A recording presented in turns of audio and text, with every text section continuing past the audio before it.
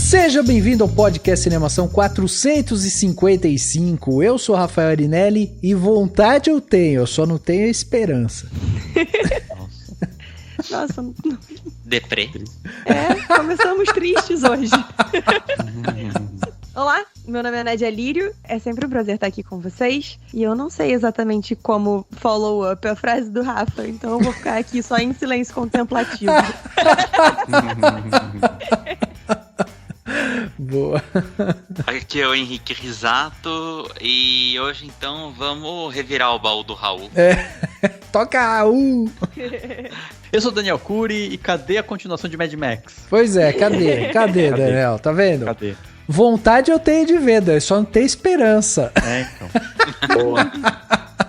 Eu dou mesmo. Tá vendo? É isso aí. Ou talvez estejamos vivendo a continuação de Mad Max na vida real, né? Pois é, talvez seja melhor a gente parar de pedir, né? Porque eles estão fazendo live action de verdade, não tá sendo bom. Deixar quieto. Muito bem, meus amigos, estamos aqui reunidos nesse podcast aqui para bater um papo muito legal, né? Dessa vez a gente vai falar aí sobre filmes que a gente gostaria de ver, né? Mas que ninguém faz. E a gente vai falar um pouco disso, ou também, né? A gente vai falar um pouco sobre nostalgia também, porque não? Sempre esses papos vêm, né? Com aquela coisa nostálgica também. E sobre, sei lá, eu acho que tem, assim, eu acho que uma coisa importante de já indicar para os ouvintes aqui é que uma das coisas que deu o start para esse tema do podcast foi o fato de que a gente decidiu que não vai falar sobre Animais Fantásticos, Sim. Que eu nem sei qual é o novo, é o Segredos de Dumbledore. Segredos de Dumbledore, porque a gente não tá interessado em saber quais são os segredos dele. Assim, como alguém que assistiu, não percam seu tempo nem seu dinheiro, assim. Então, já não tá acertamos. valendo a pena apoiar a J.K. Rowling de toda forma. Eu fui na cabine, mas ainda assim, não. E o filme em si, não. Putz, então. Ainda bem. Foi na cabine, saiu e quis o dinheiro de volta, né? Isso. Queria que pagassem minha terapia por ter sobrevivido a um filme tão ruim. Então, e aí a gente trouxe um pouco essa ideia de gêneros, tipos de filme que talvez podiam voltar a ser feitos, tipos de, né, e também tentar discutir que tipo de filme que a gente quer ver, sabe, o que é isso que a gente quer ver, que a gente tem ficado tão, às vezes, ou decepcionado, ou não gosta tanto de alguns filmes, ou tanta gente cansada de filme de super-herói, ou de outro tipo de gênero e tal. Então, a ideia acho que é ir por esse caminho, assim, mas só é aquilo, né, o papo pode tomar rumos que a gente não planejou, essa é a ideia. Inesperados, pois é. E pra bater esse papo aqui, que vai ser um papo muito legal, né, sobre filmes que a gente quer ver e tal, a gente trouxe aqui nossa querida amiga Nádia, que veio emprestada lá do Podcastinadores, do Experimento 237. Nádia, bem-vinda a 2022 dentro do Cinemação, que você ainda não tinha participado, né, esse ano aqui com a gente. Tava chegando aí quase na metade do ano, eu já tava aqui ficando nervosa, indócil. Pois Meninos, é sempre um prazer estar aqui com vocês. Eu acho muito gostoso como eu me sinto acolhida toda vez que eu venho conversar com vocês, então é sempre muito gostoso. E pra falar de um tema tão legal, né, das coisas que a gente sente falta de ver e tal, vai ser bem bom. Que bom. Fala um pouco pra gente então, pra quem ainda não conhece, pra quem não conhece você aqui, ainda não te ouviu, só conta um pouco pra gente o que é o Podcastinadores, o que é o Experimento 237. Chá comigo. O Podcastinadores é um podcast sobre filmes e séries de TV com uma pegada mais... Eu não diria galhofa, porque eu não quero necessariamente, assim, parecer que eu tô fazendo pouco do meu podcast, porque eu amo eles de paixão, mas a gente tem uma pegada mais papo de bar e tal, é uma conversa bem sem pretensões, mais aprofundadas, e eu gosto justamente porque é uma coisa assim de conversar com os amigos de maneira meio aleatória, meio caótica, apesar dos esforços do GG de colocar a gente na linha, a gente sempre extrapola. E o Experimento 237 é o meu cantinho aleatório do fandom, é o lugar onde eu falo das coisas que eu curto, tanto em filme, série, livro, RPG pra caramba, ultimamente, porque eu ando obcecada. Enfim, são os meus dois lugares. Se vocês gostarem do que vocês ouçam aqui, vocês podem me procurar no Podcrastinadores e no Experimento 237. Cara, que demais, que demais. Nádia, mais do que recomendada aqui. E temos aqui também nosso parceiro de longa data, para além do Cinemação, né? Esse relacionamento se estende pessoalmente ali com as nossas carícias, né, Henrique? É isso aí. É muito amor. É muito amor, pois é. O Henrique já esteve aqui com a gente inúmeras vezes, está nos primórdios do podcast do Cinemação, foi, né, o nosso host lá no Geração M, e aqui tá de volta o Henrique para participar. Henriquinho, bem-vindo a mais um episódio aí do Cinemação. Obrigado, Rafa, Dani, pelo convite. E é isso, por enquanto o Geração M tá numa pausa, mas todos os episódios estão lá disponíveis também, pra quem quiser ouvir, dá pra fazer uma maratona, tem algumas participações da Nádia também. E é isso, vamos falar de coisa velha e de coisa que a gente queria que fosse nova. Não é pausa, né, Henrique? É hiato criativo. Hiato criativo, é o nome chique. É isso aí. Muito bem, meus amigos, vamos então bater esse papo, né, sobre filmes que gostaríamos que fossem feitos, mas logo depois do Panorama. Panorama.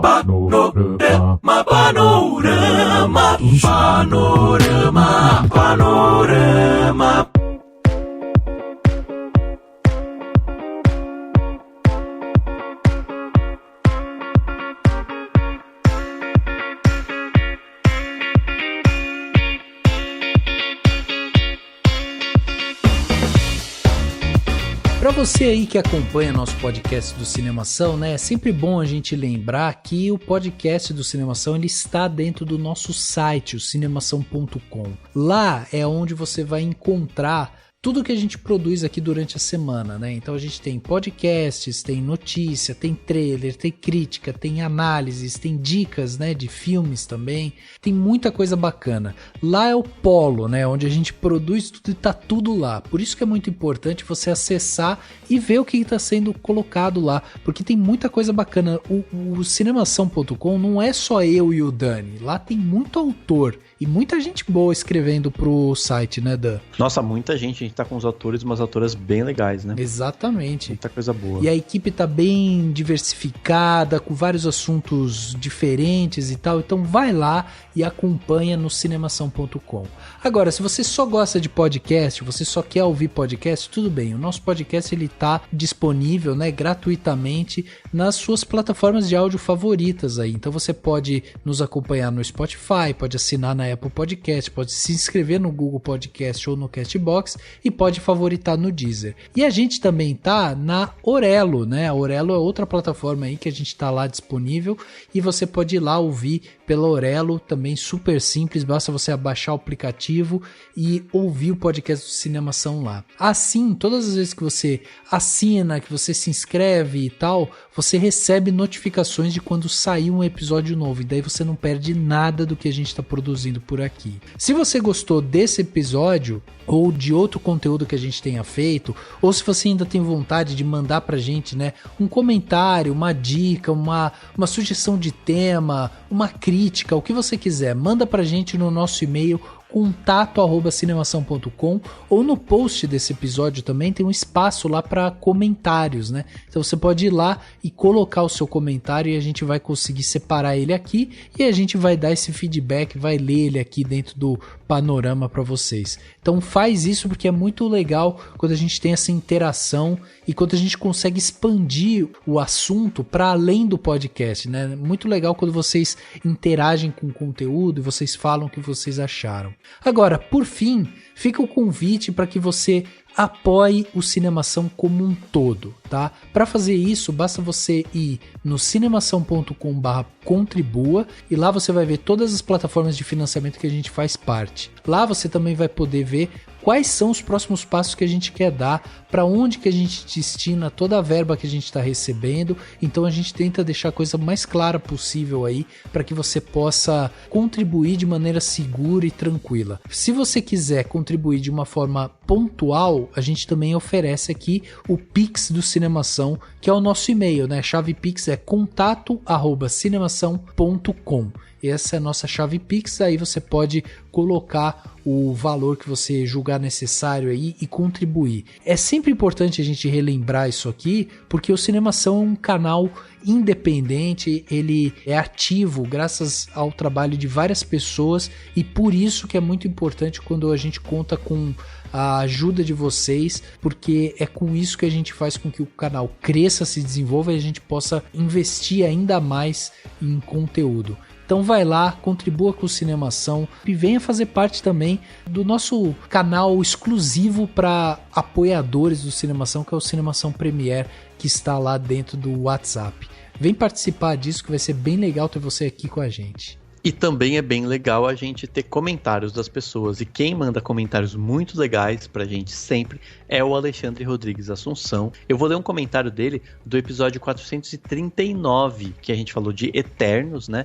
E ele mandou um comentário super bacana e que tem um pouco a ver com o debate, né, do episódio de hoje, de certa forma, né? Ele comentou o seguinte sobre o filme Eternos. Cinemação, o podcast que ecoa pela eternidade. Eternos. Seu criador, o Jack Kirby, foi influenciado pelo livro Eram os Deuses Astronautas, onde a humanidade teve a interferência de seres alienígenas superiores para a formação da civilização. Alguns historiadores condenam o seu autor, o Eric von Däniken, de propagar uma problemática hipótese histórica que pode confundir as pessoas sobre a formação e desenvolvimento das civilizações antigas, além de projetar uma visão de conquistador branco, que julga o progresso dos outros pelo seu, praticando anacronismo histórico puro. Mas isso é um assunto para outro debate. Conforme ponderou brilhantemente o Henrique Risato, o Kirby transformou essa narrativa de Däniken em uma mitologia moderna, com seres poderosos que foram mandados para a Terra e cujo contato com os habitantes do planeta originaram as mitologias e lendas que conhecemos hoje. Eu gosto dessa parte mais mitológica, de projetar as incertezas, as dúvidas, os medos existenciais em seres divinos, o que torna o homem humano. Anjos milenares foram contaminados pelo drama de criaturas de existência efêmera a ponto de contrariar as diretrizes do seu Criador Supremo. Passam a ter dúvidas onde havia certeza, passam ao conflito onde havia harmonia, passam a amar onde não havia apego. Procuram caminhos onde só havia um já definido. A perfeição da imperfeição.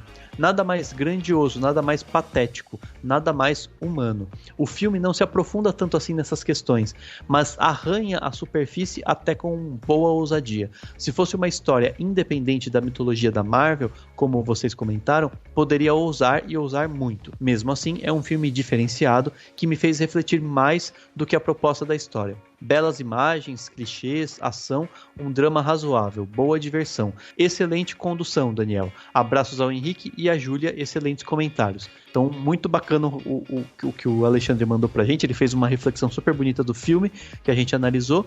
Me elogiou pela condução do episódio, né? Que foi, muito bom. Que foi quando o Rafa tava ausente. Tô entendendo porque esse comentário tá aqui agora, viu, Daniel? Faz tempo, eu devia ter lido antes, inclusive, né?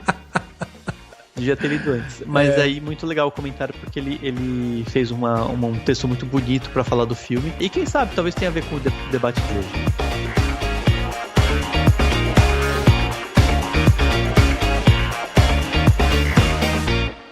I suppose next you're going to tell me that I can use the Force to heal wounds. Oh, you can? My granddaughter is so powerful. You have a granddaughter? Oh, no, you stop it right now. This is so exciting!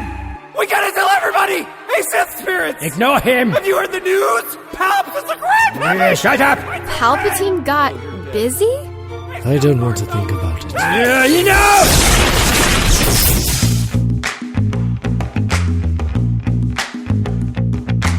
Vamos começar esse papo aqui, a gente dando um passo para trás. Eu acho que o começo aqui é muito importante, que é, na verdade, a gente pensar o que tá sendo feito agora. Então eu já queria começar fazendo a seguinte pergunta pra vocês aqui. Vocês estão satisfeitos com os filmes que estão sendo feitos hoje em dia? É o que vocês gostariam de ver no cinema? Assim, tem aquela satisfação? Como é que tá isso daí? Cara, eu ando meio frustrada com o cinema de modo geral por várias coisas diferentes. O cinema de fandom, né, assim, tipo Marvel, Star Wars, DC, tá ficando cada vez menos original, as histórias são cada vez mais as mesmas e tal, e isso é uma coisa que me incomoda.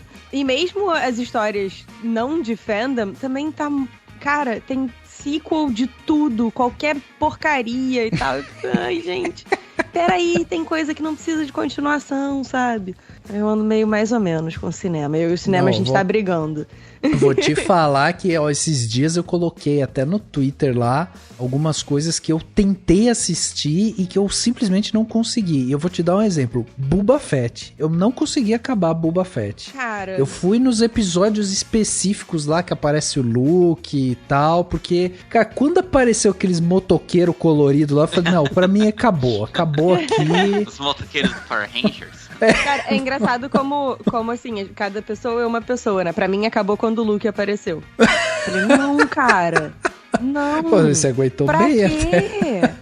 É sério, porque assim, tipo, eu acho que Star Wars é tão maior hoje em dia do que a família Skywalker. Tem os livros, tem os quadrinhos, tem um monte de história tão maneira rolando por aí. Pra que essa fixação em socar o Luke Skywalker em tudo quanto é canto? O Luke Skywalker tá virando uma uva passa. E ele virou... E ele tava no... Porque eu não assisti o Boba Fett, eu vi o Mandalorian. Aham. Né, ele tem um momento que ele aparece lá, tipo, já tá meio que suficiente, sabe?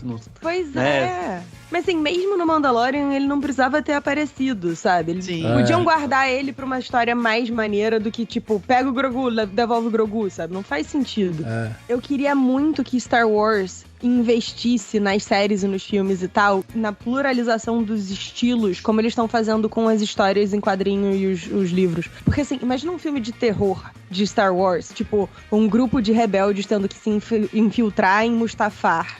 Pra, tipo, roubar alguma coisa do castelo do Vader e tal, mas dirigido por um diretor de terror. Teve, bom pra caramba. Teve algo muito parecido que foi aquela série antológica de animes, né? De vários estudos. Como chama, Nadia? É o Star Wars Visions. Tem um episódio específico, acho que é a... O do Samurai, o primeiro. O do Samurai, mas não, a da... A noiva prometida, não é noiva prometida? É, uma coisa assim, eu não lembro o nome, mas eu sei qual é. Tem aquela expressão que falam, eu queria morar naquele episódio. Eu já tive milhares de vezes que eu fico parado pensando, como que eu faria um jogo de RPG de Star Wars dentro do universo desse negócio? Esse episódio específico, né? Ou mesmo do primeiro também, que eu gosto muito, né? E podia ter uma coisa muito legal, principalmente que a gente tá falando bastante de Star Wars, que tem total origem também nos filmes de samurai. Então imagine pega um cara, eu vou fazer um filminho aqui do universo de Star Wars, mas numa pegada bem voltada a um mundo tipo Japão feudal, mas com a tecnologia. E é isso, porque assim, o Rogue One nada mais é do que um filme de guerra, mas em Star Wars. Isso. Então você tem, tipo, elementos de filme de guerra e tal. E dá super certo. Então, assim, as pessoas sabem que funciona. Aí não tem coragem, aí pega o Luke Skywalker, ou não sei quem, bota de novo o Vader. Pelo amor de Deus, a galáxia é enorme. Põe eras antes, né? Séculos antes. Quando eu fui ver o Boba Fett, né, que daí eu desisti, daí eu falei assim, não, deixa eu ver a cena que todo mundo tá falando, porque depois eu fui olhar no Twitter e uma galera falando, não, porque a cena que aparece o Luke treinando e não sei o que. Eu falei, deixa eu ver, né, qual que é essa cena. Daí eu fui nesse episódio só. Ai, caralho, eu achei tão chata essa cena que não vai do nada pra lugar nenhum, assim. Porque não tinha, o Luke não tinha motivo nenhum pra estar com o Grogu ali. Só porque resolveram enfiar ele na porra da série e aí, agora a gente precisa dar um jeito de devolver, então vamos devolver, sabe? Pelo amor de Deus, pensa nas coisas antes de fazer, Disney. Os melhores episódios de Boba Fett são os episódios com o Mando, né? São os episódios extras de Mandalorian. Assim. Não, e aí depois aquele lance que ele deixa pro Grogu decidir o que ele quer fazer. Aí, você quer voltar lá com ele e tal. E aí dá a entender que ele voltou, né? Sim. Eu falei, caralho, não acredito que ele voltou. Tinha fechado tão bem ele ter ido embora e acabou essa história e pronto. Aí não, agora voltou. Aí mas vai porque eles voltar o não negócio com o pararam pra pensar no bebezinho. que eles estavam fazendo. Porque É. o Luke Skywalker, o primeiro padawan dele foi o Ben. Então não podia ter o Grogu ali. É, pois é. Entendeu? Porra, olha a história que vocês contaram ontem. Pois é. Pô, pelo Pois é. amor de Deus. Pois é. Multiverso, Nádia, multiverso. Multiverso, é. Aí, Em algum daqui a pouco momento vem a vão série puxar da Ahsoka isso. pra fazer isso. Vai puxar o multiverso através do World Between Worlds pra poder botar mais Luke Skywalker, porque o Mark Hamill nunca mais vai poder morrer, né? É. Pô, Não, e mesmo que morra, né? Já estão até testando aí o com a cara deepfakes. dele mesmo. Eu concordo bem com a que a Nádia tá falando, porque realmente é tudo muito previsível, né? Quando sai, até mesmo quando vocês fazem, né? A previsão dos filmes que vão sair este ano. Puta, sempre tem um monte de filme de super-herói, sempre tem um remake, ou um prequel, ou aquele que não é nem um remake, e ele é tipo uma continuação, mas ignorando os outros filmes que vieram depois, mais ou menos como que aconteceu com a franquia do Halloween, né? Que agora tá saindo uma nova trilogia que só considera o primeiro. Então, tá tudo muito igualzinho. Aí, logo que vocês começaram a falar, eu já pensei, é por isso que eu acho que eu fico tão animado quando anunciam um novo filme do Ari Aster ou do Jordan Peele, né? Que são diretores novos, que eu adoro tudo que eles fazem, assim, porque eles é muito fora da curva, você não sabe o que esperar, né? Apesar dos filmes que nem o do Ari Aster, geralmente é filme de terror, né? Pega o Midsommar, o Hereditário, são filmes de terror bem fodas. Então, vai vir um filme de terror. Mas Hereditário é muito diferente de Midsommar. Sim. Então, essas surpresas é que vem sentindo falta no cinema de hoje, assim. Você sabe um negócio que eu tava pensando? E que, tipo, tem um pensamento do produtor de cinema, né? Assim, o produtorzão do estúdio grande. E aí, claro, tem o Jordan Peele, o Ari Aster, que são mais autorais, né? Você vai pra um outro caminho, mas ainda é bem comercial, hollywoodiano e tal. Mas, assim, se a gente parar pra pensar no pensamento do produtor, eles são bem quadradões, né? Tipo, eles não pensam como um artista, de falar assim, vamos fazer um filme sobre tal coisa, nossa, esse livro, vamos fazer um filme sobre esse livro porque ele é um livro interessante. Não, eles têm um pensamento meio, sabe assim, meio matemático, né? Se estão fazendo filmes de magia, vamos fazer filmes de magia. Se as pessoas gostam de ver, sei lá, se tá fazendo sucesso super-herói, temos que fazer filmes de super... Tipo, a pessoa não pensa que, às vezes, não é só a adaptação do quadrinho, né? Só a temática, tem outras coisas por trás. Até eu tava lembrando, eu e o Rafa fizemos, né, o curso do Poderoso Chefão, e eu não sabia também, o filme Poderoso Chefão foi feito porque eles tinham feito uma adaptação de um livro super bem vendido, que foi super bem de bilheteria. Então eles pensaram, tem esse livro aqui que o cara acabou de lançar, que era, né, o do Mário Puzo, vamos fazer adaptação. Tipo, não foi uma coisa... se o livro é interessante, não é, sabe? Se não foi tipo, faz aí, vamos fazer isso aqui. Então eles têm esse pensamento, né? E até com seleção de ator, né? Tipo, este ator apareceu em tal filme como, sei lá, como o bandido. Então vamos chamar esse ator pra fazer o bandido de novo. Fala, gente, né? O produtor pensa assim. E tô dando essa volta basicamente pra falar o seguinte: quando a gente vai pro cinema, hoje, com as salas de cinema com cada vez menos gente, com o streaming dominando, todo esse papo todo que a gente fala há 555 episódios, tipo, o filme, ele precisa ser principalmente o blockbuster, né? Precisa ser cada vez menos arriscado, né? Tipo, você não pode arriscar. Não posso fazer um filme, vou fazer um filme sobre tal assunto, tal, com 100 milhões de dólares. Não, se é 100 milhões de dólares, tem que fazer um filme que eu tenho certeza que vai dar bilheteria. Vai dar retorno, né? E aí, o produtor, que é quem bota a grana, ele não vai ter esse pensamento de vamos ousar, vamos fazer um negócio diferente, que se a gente adaptasse tal coisa. Não. Então, aí você tem essas coisas assim, tipo, fica essa repetição de filmes com uma mesma coisinha e tal, que eles e de vez em quando você tem algum, sei lá, um criador que consegue um negócio diferente, um diretor que consegue um primeiro filme com orçamento baixo para depois fazer a franquia com dinheiro grande, se for para filme de blockbuster e tal. Então você tem essa situação. Eu acho que é isso que a gente tá vendo, na verdade, né? Tipo, a gente cansa de ver esses filmes, mas de uma certa forma eles meio que sabem que a galera quer ver filme, aquele mesma coisinha, né? tem isso. Sim. Mas você sabe que aí tem uma coisa interessante também, que é o seguinte, quando a gente pensa nessa parte de produção, e a gente tava até começando a falar da falta de inovação e tudo mais, e entra muito nisso, né, do que o quanto o cara vai lucrar e tudo mais, então, tipo, isso tá no pacote ali. Mas vocês acham que, por exemplo, no passado a gente tinha uma curva de surpresas maior do que a gente tem hoje, por exemplo?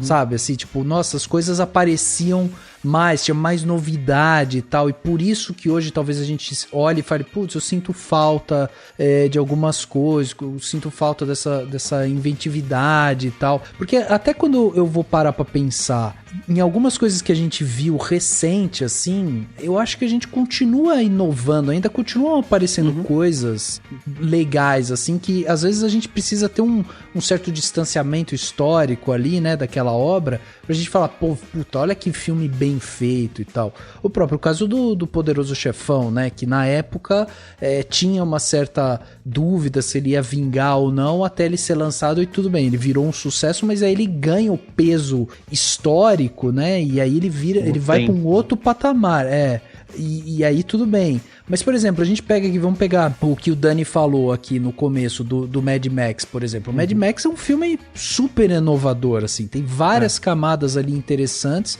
que a gente pode dizer que foi feito muito recentemente, e que hoje em dia, já com esse certo afastamento, a gente consegue olhar pra ele e falar assim, pô, foi um filme inovador. E a gente pode dizer isso de outros, né, tipo ficção mesmo. O Henrique comentou aqui, Jordan Peele é um diretor novo também, né, que tá trazendo uma linguagem nova e tal. Então, assim, a gente ainda existe espaço para surpresa, mas eu acho que talvez o grande ponto aqui seja o volume de produção, sabe? Que hoje a gente tem um volume tão grande de coisas sendo feitas, que daí a gente talvez fique esperando ter mais inovação do que antes, entendeu? Antes era muito mais demorado, né, pra fazer um filme. Nem pensando só em dinheiro, mas assim, pra demorar mesmo. Hoje em dia, que nem anunciam, sei lá, o filme do Doutor Estranho. Em um ano, se bobear, eles filmam tudo e já mandam petição e já lançam o filme. Então, eu acho que é por isso que tem um volume maior. Mas aí é que tá, eu entendo, assim, não sei se é mais rápido, literalmente, mas eu entendo essa sensação, né, tipo, principalmente os grandes blockbusters, eles estão num nível de, e até da promessa, né, a Marvel é muito isso, né, tipo, até vi hoje a galera comentando, alguém colocou no Twitter assim, tá vendo, falei que o episódio tal ia valer a pena, o episódio tal do Cavaleiro da Lua, que eu do Moon Knight. Ia ser bom, e aí, tipo, mas gente, a Marvel, ela vive de promessa, né? O próximo vai ser da hora, o próximo filme vai ser melhor, é sempre assim, né? Só que isso tem feito, eu acho, e eu também já vi várias análises de tipo, teve até uma entrevista que saiu com um pessoal que trabalha nos efeitos visuais, acho que do Capitão América, não sei, que eles falam, tipo, do trabalho muito rápido que é feito, assim, da maneira como tudo fica tudo muito simples, muito sem tanta alma na produção, porque é muito mais fácil botar no green screen. Então, em vez do cara, por exemplo, a batalha toda lá do último Avengers, né, da batalha lá do Endgame lá, ela foi feita com muito green screen. Então, tipo, por mais que tenha sido massa, o momento épico, ela poderia ser muito mais, sabe, muito mais viva, muito mais, sei lá, sabe, mais valorizada cinematograficamente, ter mais palpável se ela fosse num ambiente mais produzido. Só que como é mais fácil e mais rápido você botar uma tela verde e botar todo mundo pra correr lá e depois você inclui o que tiver que incluir, isso tem sido feito mais. E aí você também tem aquele cinza, bege, que tá cada vez mais comum nas produções, que é um negócio que também facilita os efeitos visuais. Então acho que tem isso, sabe? Tipo, a gente tá vendo, tipo, cada vez menos inventividade no roteiro, na história, até pelo ritmo de produção, mas também na parte visual, porque, tipo, os caras precisam fazer toque de caixa. E como a galera não tá sendo exigente, e a ideia não é produzir uma grande obra, não é produzir o Poderoso Chefão, a galera, tipo, né, obviamente, tudo bem, é máquina de fazer dinheiro, é indústria, tá tudo certo, não tô nem reclamando nesse sentido, eu sei que faz parte.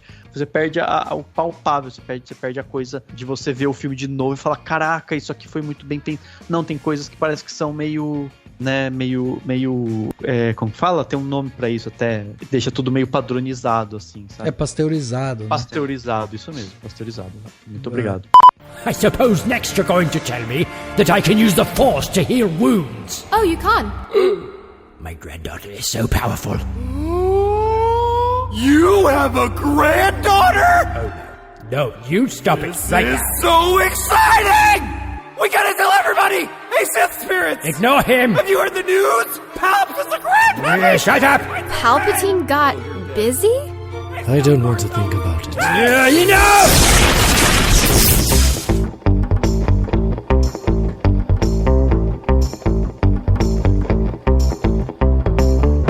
E eu acho que tem um outro problema também, e aí, assim, principalmente nos filmes de nicho, né? Tipo Marvel e tal, não sei o quê, que é, cara, o fã nunca tá satisfeito.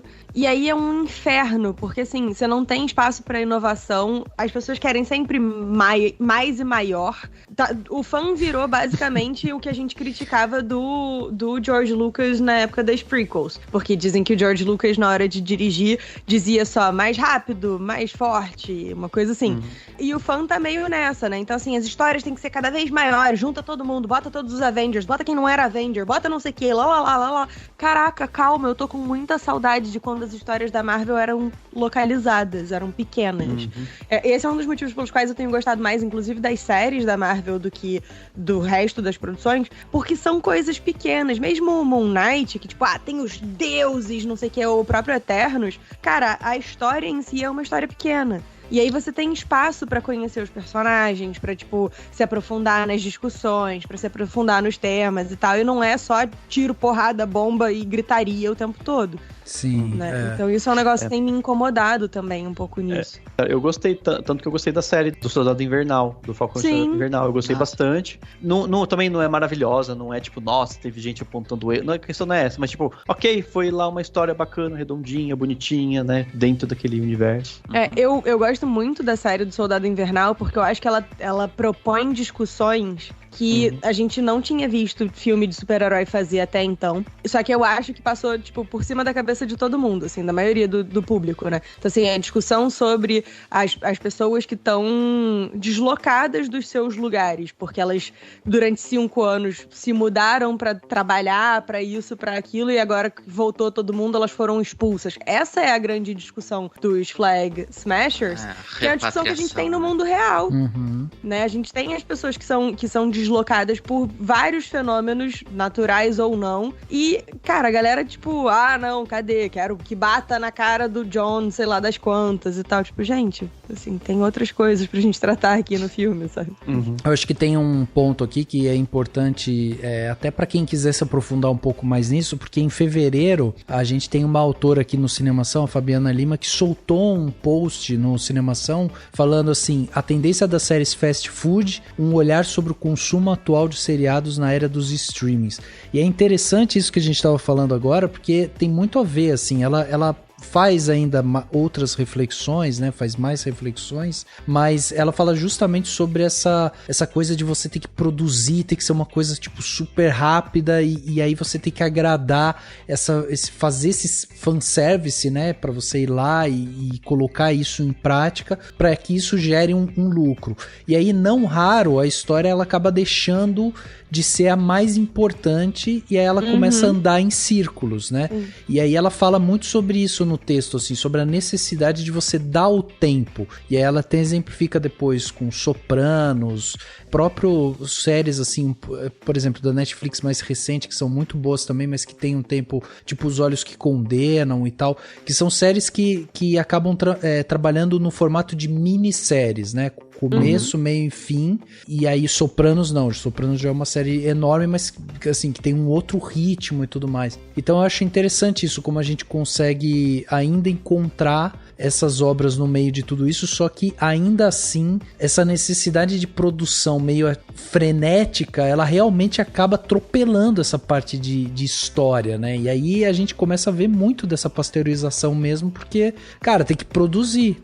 Os fãs de Star Wars estão gritando porque precisam de uma série nova, precisam de um produto novo. Precisa de alguma coisa nova, né? Então a galera começa a tentar trazer sempre produto novo. Né? E é legal, e é interessante pensar, tipo, na cauda longa, né? Quando você tem um filme bom, uma série boa, as pessoas vão sempre lembrando dela, né? Tipo, a coisa vai sendo memorável. Quando você tem algo produzido muito rápido, você perde isso. Depois de uns tempos, a galera já esqueceu, não lembra mais, ninguém mais vê, né? E eu acho que isso deveria ser uma preocupação, a cauda longa, se a gente pensar no streaming. Seja um filme ou série, mas até no filme. Mesmo que seja um filme lançado no cinema, depois ele vai para um serviço de streaming. Se ele for um filme muito bom, daqui a 20 anos vai ter gente querendo ver aquele filme que vai estar lá, só lá no cantinho dele, lá na Disney Plus, na HBO Max, no raio que parta. Mas vai estar lá. Enquanto que um negócio esquecível, daqui a 20 anos, ninguém vai lembrar mais, entendeu? Tipo, sabe assim, se eles fossem espertos, eles poderiam pensar nisso. Vamos demorar um pouquinho mais pra produzir esses filmes, mesmo que seja alguns. Eu até entendo que precisa ter filmes muito, sabe assim, pasteurizados, às vezes faz parte da indústria, né? Não tem jeito. Mas tem alguns que você fala assim, cara, vamos fazer uma série, sabe? Série X do Star Wars que vai ser desse jeito, ou sei lá, ou um filme novo da Marvel que vai ser tipo, vamos, sabe, dar tempo pra ele ser feito e tal. Então, se você tiver alguns momentos disso, você pode ter coisas que surpreendem, né, assim. E eu até lembrei, tipo, eu acho que quem faz isso um pouquinho mais, mas justamente porque permite o autor explorar essas coisas, é a Warner, né, com o, por exemplo, o novo Batman. Eu entendo quem pode não gostar, eu entendo que pode não ser um filme perfeito, mas ele é um filme que tem uma proposta, que tem um pensamento, que tem um porquê, o diretor tá se colocando lá, eu acho que, e até eu citei o Mad Max, que é da Warner também, foi isso, né, tipo, eles deram uma grana e souberam deixar o cara criar as coisas dele lá. Então acho que tem isso, sabe, de que faz falta em alguns lugares, que eu acho que é o que leva a gente a essa insatisfação, né? Se bem que a Warner também é a que faz o Animais Fantásticos, mas enfim. Lembrou. Aliás, eu acho que a gente pode até entrar um pouco nisso, porque justamente a gente estava pensando aqui nesse negócio do Animais Fantásticos, e a gente já entrou um pouco nisso no começo, mas eu acho interessante, porque assim, Animais Fantásticos agora, o 3, ele já estreou faturando 58 milhões de dólares em todo o mundo, né? Então, é um filme que rende muito, né? Não adianta, por mais que a gente fale, pô, o filme é assim, assado e tal, e tenha 1 bilhão de problemas ao redor dele ali, tipo, é um filme que ainda assim fatura muito bem, né? E esse universo, Harry Potter e tal, ele tem já essa base de fãs muito consolidada também, né? Então, por mais que a gente fale, pô, a gente aqui não vai ficar falando sobre o filme, não vai gravar episódio sobre ele e tudo mais, mas esse lance das franquias, e aí você vê sendo produzindo, tipo, com essa frequência, é um negócio que você não tem nem muito pra onde correr, porque agora, a hora que você pega os números, você fala, cara, tá aqui a justificativa do produtor fazer, não é? Por isso que, assim, eu discordo um pouco disso que o Dani falou, assim, de que, se eles fossem espertos e tal, né, pensando nessa lance da cauda longa e tal, cara, eles são espertos, essa que é a questão, assim, os caras são espertos, eles estão avaliando justamente o número, quanto que isso me dá de bilheteria, se eu investir X, eu posso receber 2X, 10X, entendeu? Então, tipo, o que a gente tá falando muito aqui é da questão da qualidade da obra, né, e de como essa obra, ela pode ser inventiva, como ela pode trazer coisas novas pra gente, como a gente tá sentindo falta de coisas novas. E antigamente não tinha essas grandes franquias, assim, antigamente, tipo, décadas atrás. O que mais me vem à cabeça são os filmes do 007, que ainda foi passando, e eles nem tinham uma continuidade exata, porque mudou o ator e tal, não dá pra dizer que todos narrativamente são um depois do outro exatamente. Mas antes não, eram grandes filmes que se encerravam por si só. Então você pega, sei lá, grandes épicos do passado, como Ben-Hur, Cleópatra, Os 10 Mandamentos, entendeu? Ou mesmo Chinatown, que vocês falaram há pouco tempo atrás. São grandes filmes, eles eram feitos e se encerravam por si só, né? Sim. A pretensão dele era menor, era mais contida, digamos assim. Mas acho que a franquia obedece justamente aquela coisa que eu falei do produtor pensar com cabeça de produtor, que obviamente, né, faz parte. E aí quando ele faz isso, ele fala, cara, eu prefiro, então, sabe assim, se for pra criar uma coisa nova, vamos criar uma nova franquia. Porque depois a gente não precisa mais gastar pensando em outras coisas, já tem os personagens, já tem tudo, e aí a gente vai ter investimento com certeza ou certeza entre aspas, mas enfim, com um investimento mais certeiro de retorno. Tá aí os Divergentes da vida, né? Os próprios Venom, Morbius, acho que... Nádia, você participou do episódio sobre Morbius? Mas é claro que sim. Então, eu até me solidarizo com a amiga que participa, que tem que assistir esses filmes. Aliás, que semana maravilhosa, hein, Nádia? Venom, foi Morbius e depois o Animais Fantásticos, olha... Foi um teste da minha paixão pelo cinema, sinceramente. Cara, e sabe o que é o mais frustrante pra mim, assim, nessa conjunção Morbius e Animais Fantásticos? Eu gosto do personagem do Morbius, eu acho que dava pra fazer um filme muito maneiro, que não foi o caso. E eu gosto do universo de Harry Potter, né, assim, eu sou millennial, então, tipo, Harry Potter fez parte do meu desenvolvimento enquanto pessoa, mas não só, a gente tem o problema que é a J.K. Rowling, como essa franquia dos Animais Fantásticos, ela não sabe a que veio. Eu fico... Brother, só para. Aparentemente eles vão parar, né? Parece que a Warner disse, não tá dando o dinheiro que a gente queria, a gente vai suspender. Então, fica aí, bem feito pra J.K. Rowling. No cerne dele, a ideia era legal porque era essa coisa de tipo, você vai ter uma história que vai explorar essas criaturas todas, né? Sim. Um personagem que, quase um biólogo ali, que convive com elas. E aí o negócio foi caindo pra Dumbledore e não sei o que. Cara, de novo esse papo. É a mesma coisa que a Nádia falou do Luke Skywalker, né? O Newt Scamander era pra ser o personagem principal. Aí eu não assisti o terceiro, mas no segundo é o Dumbledore, parece que é o principal, assim. Então... E o Newt vai caindo pro lado e sei lá, pelo jeito, isso é a tendência, né? Eu acho que eu entendo a ideia, sabe, assim, tipo, a ideia básica dessa história que tá sendo contada, até tava vendo o pessoal falando, né, desse novo filme, que eu não vi, mas assim, seria do tipo, contar toda aquela coisa do Dumbledore com o Grindelwald, falar de uma coisa meio, enfim, uma referência a Hitler, Segunda Guerra, uma mensagem do tipo, não podemos, né, ser maldosos, o que é meio óbvio, mas enfim. Mas ok, fazia sentido, até faz sentido, infelizmente, com o mundo que a gente vive hoje. E dá pra entender isso. E dá pra entender que a J.K. Rowling quis contar essa história e tal, e que tem a ver com o que vem depois, com o Voldemort, blá blá blá. Só que eu acho que provavelmente a coisa do Animais Fantásticos foi de um ponto de vista mais comercial. Então, tipo, usa o termo Animais Fantásticos, porque daí você tem bichinhos, você vende produto, você cria algo comercial. E provavelmente o começo, talvez não foi pensado desse jeito no começo, e aí colocaram o Newt Scamander no meio, e aí tem que ter esse nome da franquia, né, que talvez seria melhor se fosse, tipo, Animais Fantásticos, depois os crimes de Grindelwald, depois, né, o segredo de Dumbledore. Então, sem que fossem subtítulos, né? Não precisa ser subtítulo, entendeu? Talvez faria mais sentido.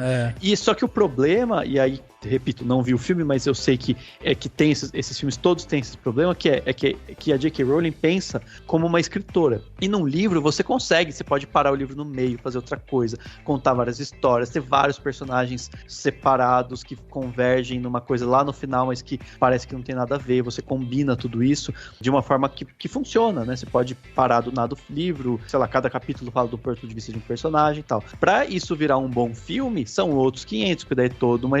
Né, assim, tem que ser um roteiro muito bem escrito, tudo muito bem elaborado para isso funcionar, então geralmente não funciona. E aí provavelmente foi o que aconteceu. E aí o roteiro ainda é dela, gente, sabe assim, as pessoas precisam se colocar no lugar, falar assim, eu escrevo livros, vamos deixar para escrever roteiro, quem sabe? Ou então, se for para eu escrever, vamos chamar alguém para me ajudar, que acho que é o que fez no novo filme, tem o Steve Kloves assinando. Então a questão é essa, sabe, tipo, talvez se ela tivesse feito livros dessa história, para depois alguém adaptar. J.K. Rowling há muito tempo tá perdida, Dani. Mas ela... Não, então, e aí junta tudo. Ela se mostrando um ser horrível, o Depp fazendo, né, sendo condenado de maneira muito justa, inclusive porque ele merece, um bosta, o outro lá batendo em gente na vida, então assim, pô...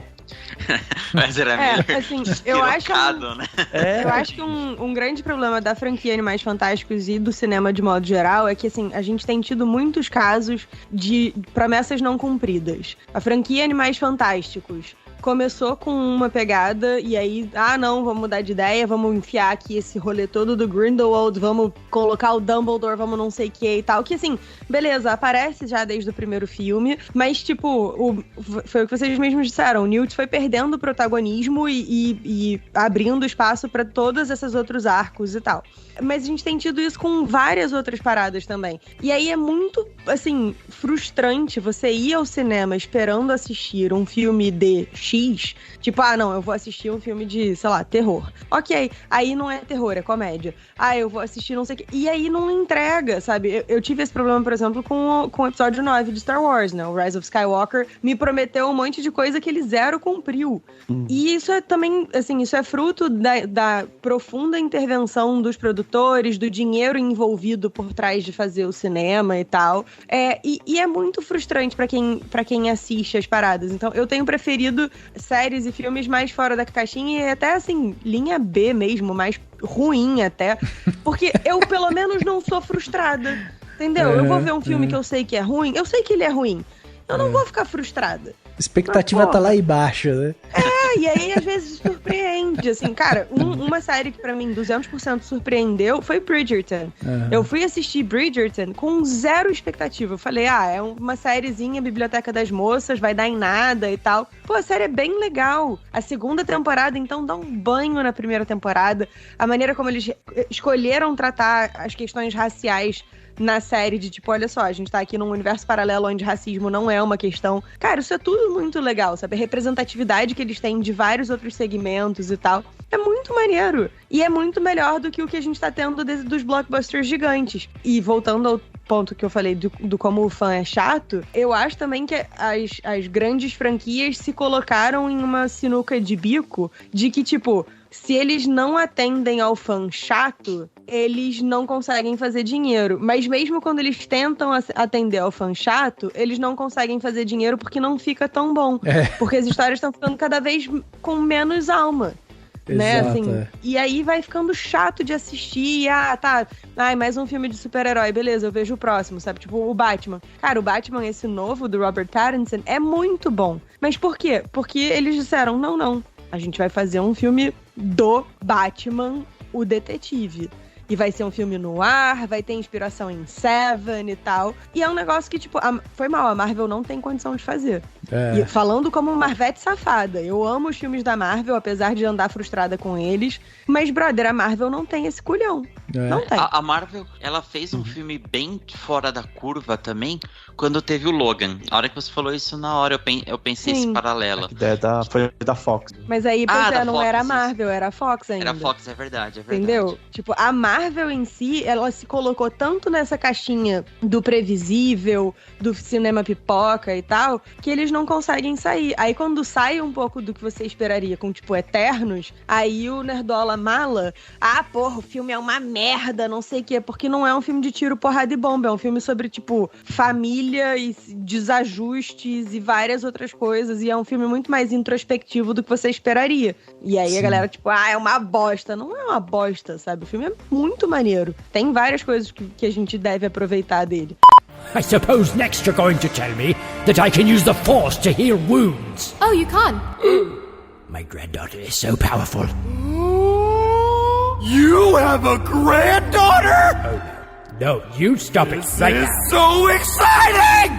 We gotta tell everybody! Hey, Sith spirits! Ignore him! Have you heard the news? Palps is a grandpa! Shut up! Palpatine got busy? I don't want to think about it. You know!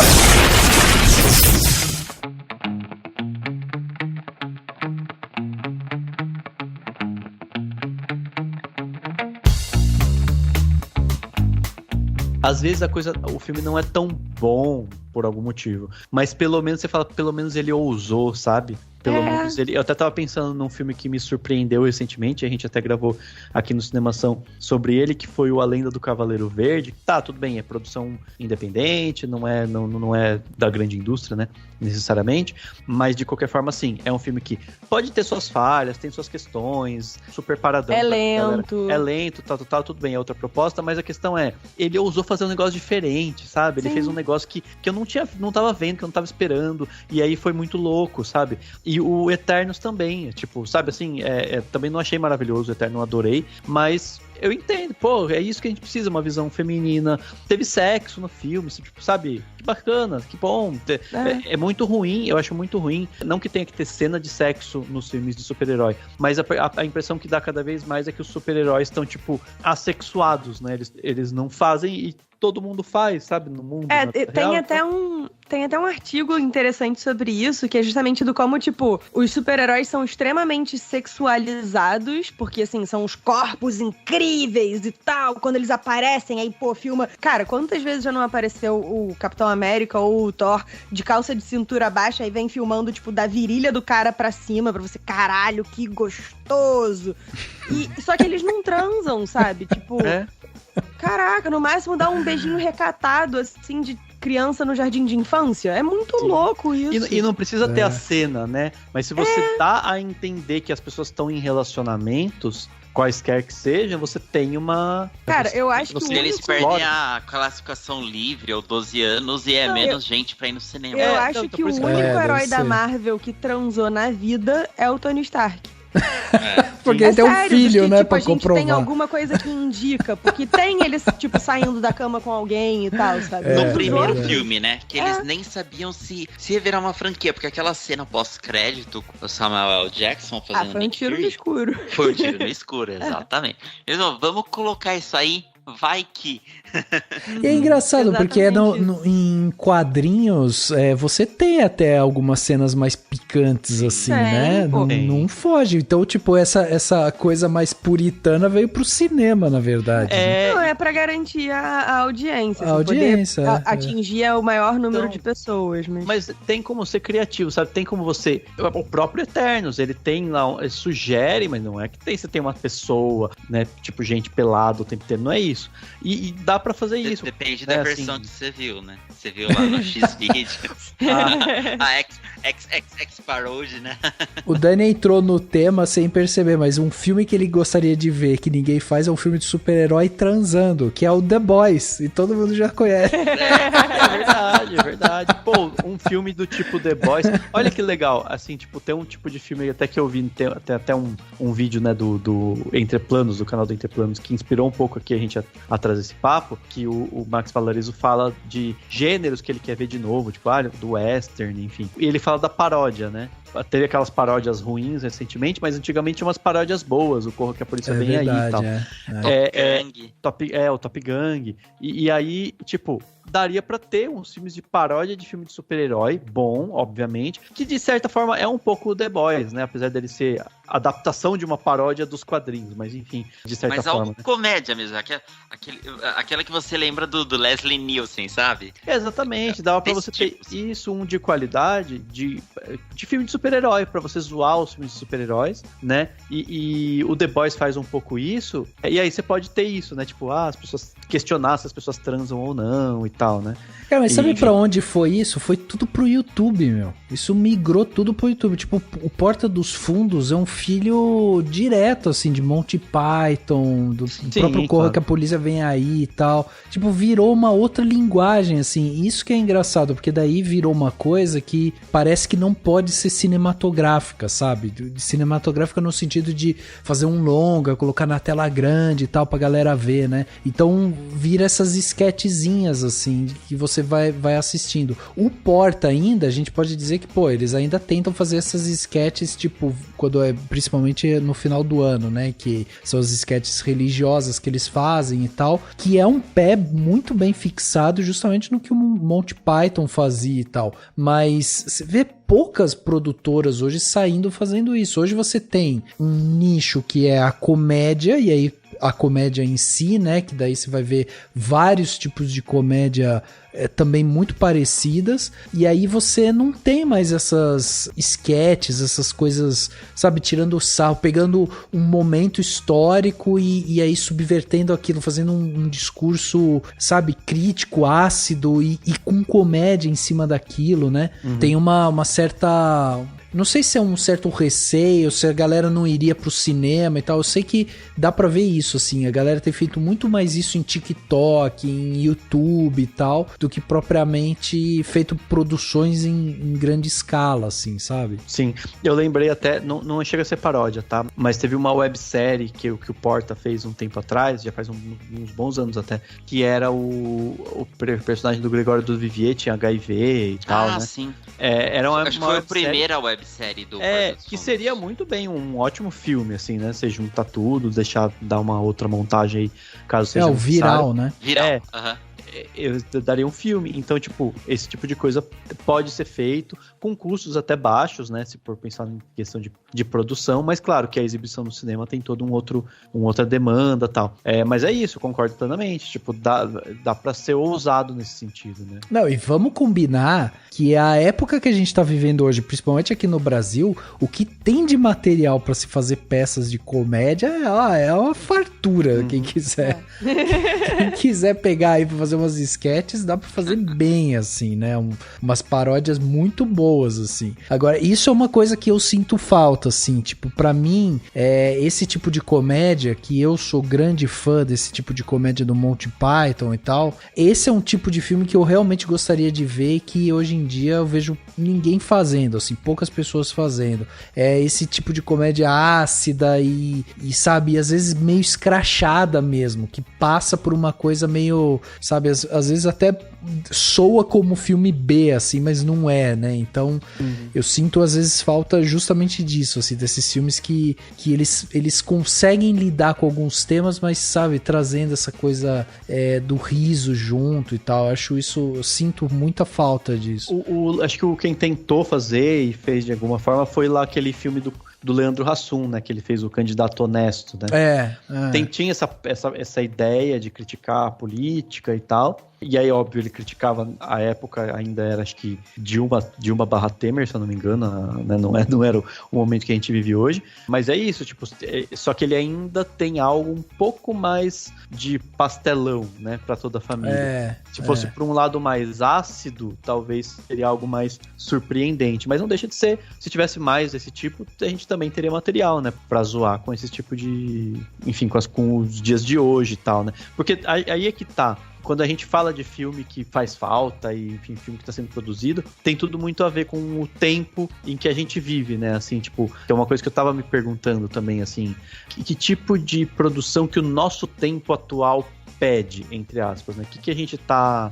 sabe, assim, e é difícil pensar, mas né, óbvio, é papel do artista e, claro, dos diretores, e deveria ser dos produtores, né, de todos os produtores, pensar isso, tipo assim, o que vai surpreender o público, o que vai pegar o pessoal e fisgar, entendeu? Então, mas é isso que eu acho, que ainda existe isso, entendeu? Sim, claro. Você ainda tem esse nicho, ainda tem coisas que te surpreendem, ainda tem coisas que são muito bem feitas e tal. Eu tava pensando isso esses dias, assim, tipo, as últimas coisas que me emocionaram, sabe, no cinema, que eu assisti, falei, caraca, que demais e tal. Por exemplo, de todos os filmes que a gente viu, que vieram agora do Oscar e tal, e Coda, né, acabou levando o melhor filme, cara, Coda tem as cenas mais lindas, assim, mais emocionantes de todos os outros, sabe? Ela sobra nessa parte de emoção muito em relação aos outros, sabe? A gente até colocou recentemente nas redes sociais do Cinemação aquela cena que a menina canta pro pai, né? O pai surdo, a menina canta pra ele e ele vai colocando a mão na garganta dela pra sentir a vibração dela cantar. Cara, aquilo é tão lindo. Assim, o filme em si, a gente pode falar que, pô, ele é fraco, ele tem... O roteiro é manjado, não sei o que e tal, beleza, mas tipo, o filme ele mergulha na emoção, sabe? E aí eu tava pensando também, quando eu fui assistir, por exemplo, o próprio Hamilton, né, que a gente gravou aqui, que a Nádia tava aqui também, Hamilton, por exemplo, é uma peça filmada, e aí você tem várias coisas ali que você vai percebendo, vai entendendo, a história em si é muito legal e tal, mas, por exemplo, eu me debulhei de chorar nas últimas cenas lá, quando morre, né, o filho do Hamilton, e aí eles têm uma cena musical de perdão da esposa com Hamilton e tal, e aquela cena é tão linda, assim, a maneira como eles constroem e tal, e de novo, você mergulha naquela emoção. Então, você vê que existem coisas E eu tô falando de obras aqui totalmente diferentes, né? De uma peça filmada, e tô falando de um filme que ele é um clichê, assim, na sua construção, mas ele é muito forte nessa parte emocional e tal, né? São duas obras totalmente diferentes, mas isso eu acho legal, tipo, como a gente ainda tem coisas que nos surpreende. E até, pra deixar claro, porque às vezes as pessoas podem estar ouvindo a gente, vão falar assim, pô, mas então eles querem que todo filme surpreenda, todo filme seja uma obra-prima e tal. A questão é justamente o excesso de produções medianas, entendeu? Que às vezes acaba, tipo, deixa a gente assim meio sem saber pra onde ir. Cara, eu entendeu? acho que o problema não é ser mediano, é ser igual, é ser mais do mesmo. Exatamente. Porque assim, eu tava pensando aqui que alguns dos últimos filmes que me surpreenderam, né, assim, com coisas que eu não esperava. Porque eu tenho um pequeno problema, que eu gosto de entender como as histórias funcionam. Então eu estudo a estrutura das histórias. E aí, frequentemente, filmes eu vou assistir e eles não me surpreendem, porque, tipo, você começa a assistir, você vê as pecinhas do quebra-cabeça e você diz, tá, beleza, é isso assim, assim. Eu assisti Kingsman, esse mais recente, que tem o Rasputin, não sei o quê. Fui positivamente surpreendida. Foi um dos filmes em que eu fiz no cinema, porque tinha muito tempo que eu não fazia. Cats, pelo absoluto caos. Que, tipo, foi muito mal feito, mas é aquela coisa que é tipo um acidente muito feio, você não consegue parar de olhar. Cara, porque Cats tinha tudo pra ser perfeito. O Andrew Lloyd Webber tava envolvido na produção, tinha gente que canta de verdade, tinha gente que não canta nada também, que a gente sabia que ia ser uma frustração e tal, mas, tipo, tinha tudo pra dar certo, e aí eles fizeram umas escolhas tão bizarras que você fica, caraca, como que chegou nisso, sabe? E o Knives Out, do Rian Johnson, que eu fui assistir, tipo, é mais um filme de whodunit e tal. Cara, e o filme o tempo todo é tipo, você achava que era isso? Mas é isso, que a gente espera de whodunit, isso é normal. Quem leu Agatha Christie sabe que nunca é a primeira resposta, nunca é a resposta certa, mas ele tem outras coisas. A cena do personagem do Chris Evans mandando todo mundo a merda é maravilhosa. Quem nunca, sabe? Então, assim, foram filmes que ousaram, foram pra fora do que seria o esperado, alguns com resultado positivo, outros com resultado negativo. Mas eu acho que o nosso problema é esse, não é tem muito, é tudo mediano, é que é tudo mais do mesmo. É mais do mesmo, né? Tem razão. E, assim, essa necessidade de criar sequel do que não precisa, tipo, Barraca do Beijo, da Netflix. O primeiro filme, ele é cheio de problemas, assim, glamoriza um relacionamento profundamente abusivo entre um cara que não tinha nada que tá com uma menina de colégio e tal. Mas enfim, o filme em si, tipo, se você ignora, desliga o cérebro um pouquinho, ele é assistível, ele é maneirinho, você se diverte, ok. Aí tem o 2, o 3, o 25. Pra quê? Pra quê? Sabe? A história não muda, é a mesma coisa de novo e de novo. É a mesma coisa pra todos os meninos que já amei. Pelo menos na época de, tipo, Hunger Games, Divergente, não sei o quê. Embora fosse tudo mais do mesmo, no sentido de que, é tudo literatura, young adult, de distopia. Mas cada um deles tinha propostas diferentes de universos distópicos e as coisas eram legais, eram interessantes. Hoje em dia é tudo o mesmo formatinho, sabe? Você vai fazer uma história de distopia, vai ser o mesmo tipo de governo, o mesmo tipo de divisões, o mesmo tipo de não sei... Caraca! Exato. Sabe? Tirania, né? Até os vilões são iguais. São iguais. Sim. Preguiça. I suppose next you're going to tell me that I can use the Force to heal wounds. Oh, you can. My granddaughter is so powerful. You have a granddaughter? Oh, no, you stop it right now. This is so exciting! We gotta tell everybody! Hey, Sith spirits! Ignore him! Have you heard the news? Palps is a grandmother! Shut up! Palpatine got busy? I don't want to think about it. You know!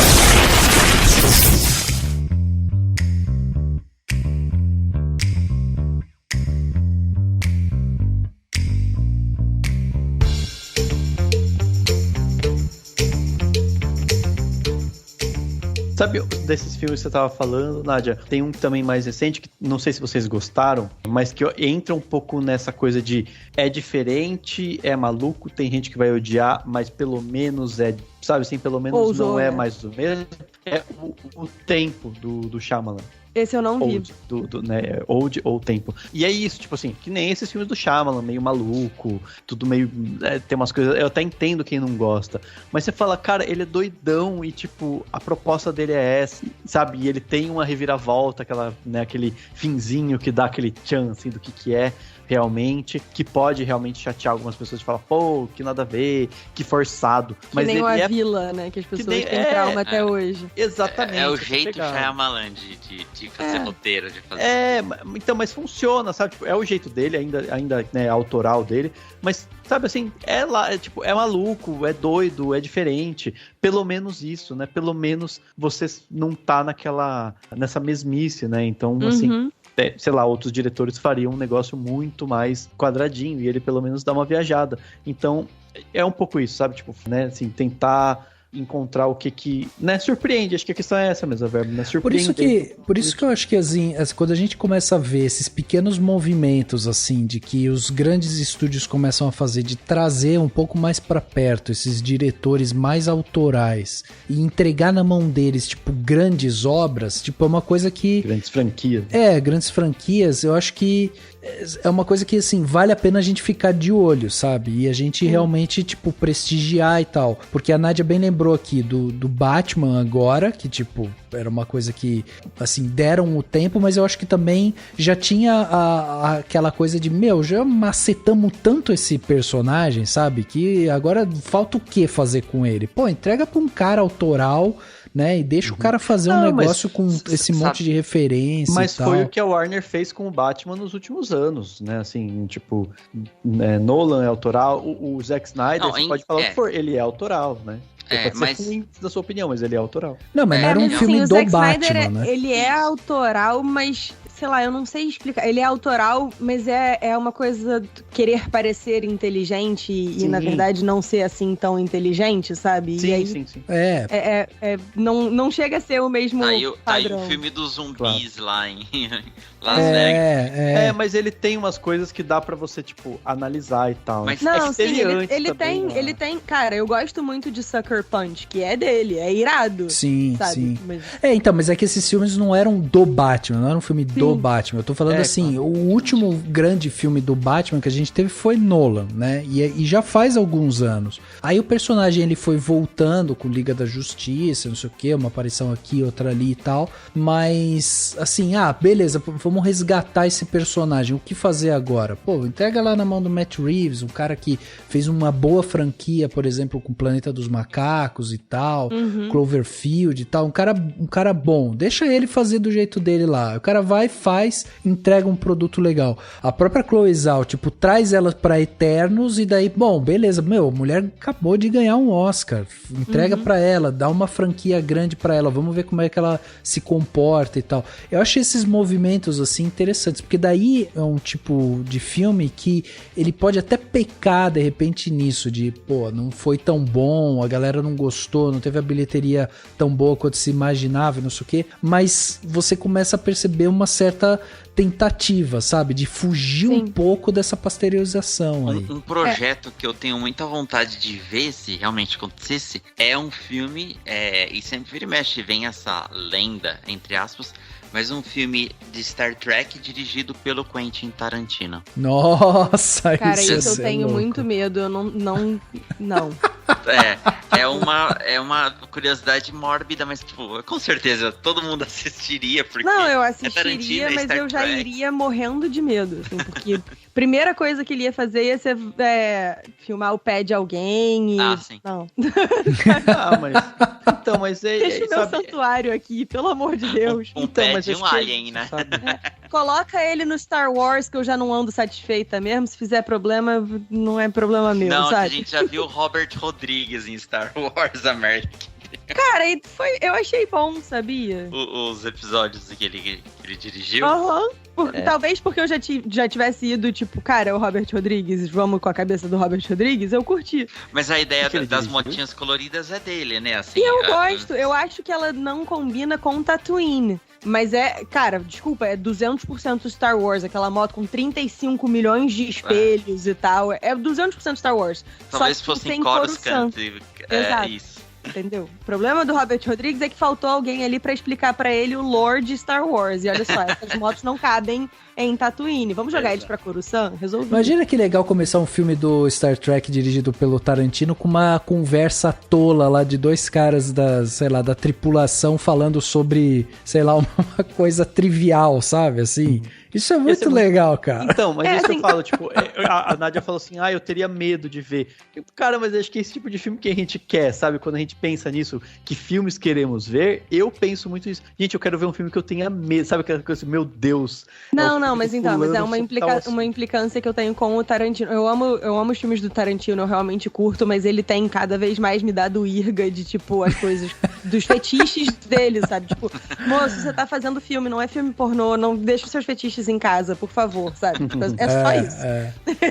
Mas eu gosto dos filmes dele, eu acho que ele poderia dar super certo. Cara, eu acho um filme de super-herói escrito pelo Tarantino ia dar super, super, super certo. E eu acho isso, eu acho que a gente precisa explorar mais, tipo, brincar um pouco com as caixinhas. Por que o The Batman dá super certo? Porque é um filme de super-herói, mas ele é um filme de detetive, ele é um filme de terror, um pouquinho. Ele tem essa pegada do medo do escuro, do não sei o que é muito maneira. E brincar um pouco com essas caixinhas. Pega, sei lá, vai fazer um filme de princesa, beleza, mas e se a princesa, sei lá, for mais abrutalhada, igual a gente viu no Shrek? Sabe? Brinca um pouco com a expectativa da galera também. Tira um pouco essa coisa de tipo, o super-herói vai conseguir fazer o que ele tem que fazer e tal, e ele vai ser incrível, blá, blá, blá, blá, blá, blá. Acho que a gente pode sair um pouco desse marasmo. Se a gente botar as pessoas... Pega o Jordan Peele, que dirige terror mais diferentão, bota ele pra dirigir um filme de super-herói, sabe? Isso vai ser irado. Sim.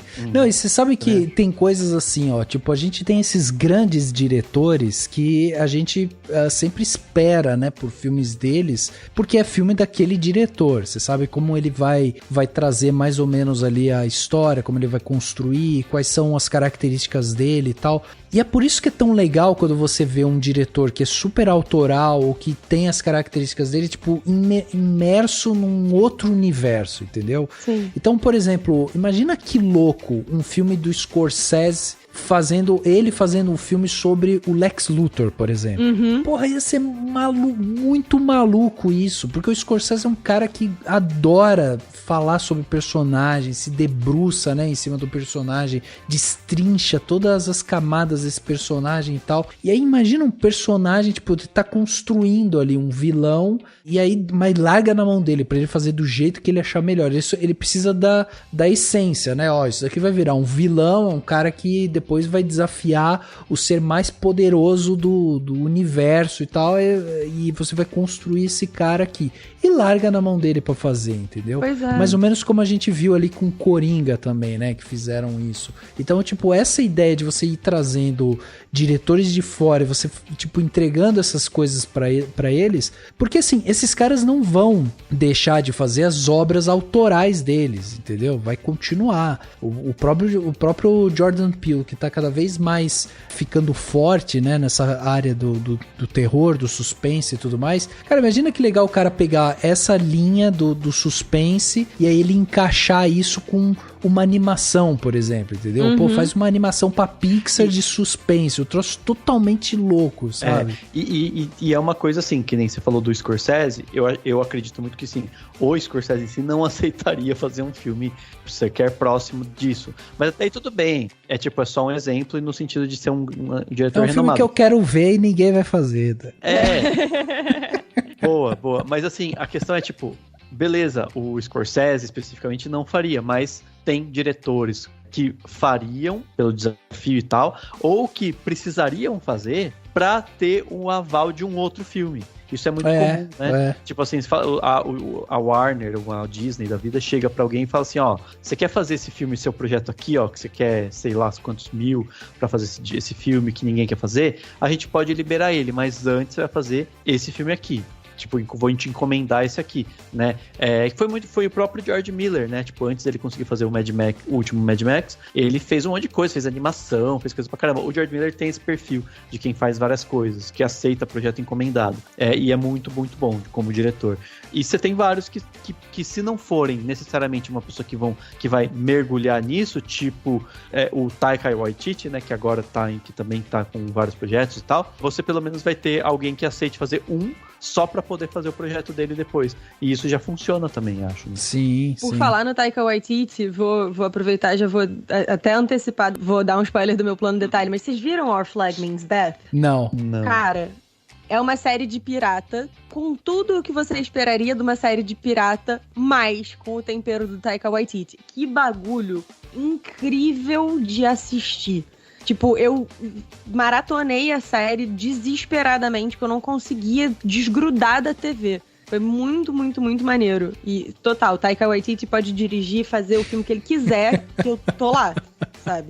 Sim, sim. Eu sei que vai ser fora da caixinha, entendeu? Não vai ser, de novo isso. E o próprio Ryan Coogler, né, que tá no segundo, fazendo agora a continuação do Pantera Negra, que tem algo, né, que tipo, Pantera Negra foi um dos que se salvam aí de tudo que a gente falou, né, dos filmes da Marvel, que estão mais o mesmo, dessas produções, e que vamos ver como é que vai ser o segundo, porque afinal de contas, muitos problemas no meio do caminho. Mas o fato é que ele também é um diretor muito bom, que sabe fazer coisas muito boas, e que tá nesse entremeio entre o autoral, o cara que pode fazer um filme mais diferentão, e o mundo hollywoodiano, blockbuster, comercialzão, né? Então, é que essa galera aí, esses diretores de nome e tal, os caras... Cara, o difícil, assim, é os caras hoje se submeterem às vontades do estúdio, sabe? Porque, no final das contas, passa por isso, assim, a vontade do que o estúdio quer impor e tal. E aí o cara já tem um nome, já é conhecido no mercado, a galera vai pro cinema pra ver o filme dele e tal. Aí o cara, sabe, não vai ligar agora pra, tipo, putz, vou ter que fazer o filme do jeito que o estúdio quer, porque o estúdio quer que meu filme não tenha violência, porque vai ter a grade que ele quer que pega de 12 anos, sabe, pra frente e tal, então não pode ter cenas de sexo, não pode ter sangue, não pode ter isso, não pode ter aquilo. E os caras não estão mais se submetendo a isso, sabe? Então, tipo, o estúdio chamar um grande diretor pra dirigir, tipo, algum filme gigante, né, de uma franquia e tal, tipo, largar na mão do cara e deixar o cara fazer do jeito que ele quer. Tipo, é isso mesmo que a gente tava falando aqui do Tarantino, né? Porra, o Tarantino fazer um Star Trek, beleza, mas vai ter sangue, entendeu? Aí o estúdio não vai querer que tenha sangue. O Tarantino vai se curvar a essa vontade do estúdio? Não vai, cara, não vai. O próprio Batman que a gente tá falando, Matt Reeves, ele teve que liberar. O Batman é um filme excepcional, com a identidade do diretor e tudo mais, e não tem gota de sangue ali, entendeu? Uma bomba explode na cara do Batman e não acontece nada com ele. Tipo, então assim, a gente tem que pensar também que esses produtores é aquele lance, né? O cara quer colocar o dinheiro dele onde, né? Num negócio que ele acha que vai ter um retorno quase certo, sabe? E aí eu vou produzir meu 58º 007 com um homem branco e sendo o Bond e tudo mais, ou eu vou do 007. Ou eu vou investir num 007 novo com uma protagonista negra e, sabe, uma coisa totalmente diferente e que tem chance da galera falar, não, 007 pra mim é o James Bond, aquele lá e tal. Aí você fica assim, pá, o cara vai colocar a grana dele onde? Geralmente ele vai pro lado mais conservador, né? E aí essas obras acabam ficando obras mais autorais pra galera que ou tá tentando uma coisa nova, ou tá querendo entrar no mercado, ou começa já a criar sua identidade visual, né, também. Então é duro. É uma batalha eterna. Esse episódio aqui ele vai ficar eterno.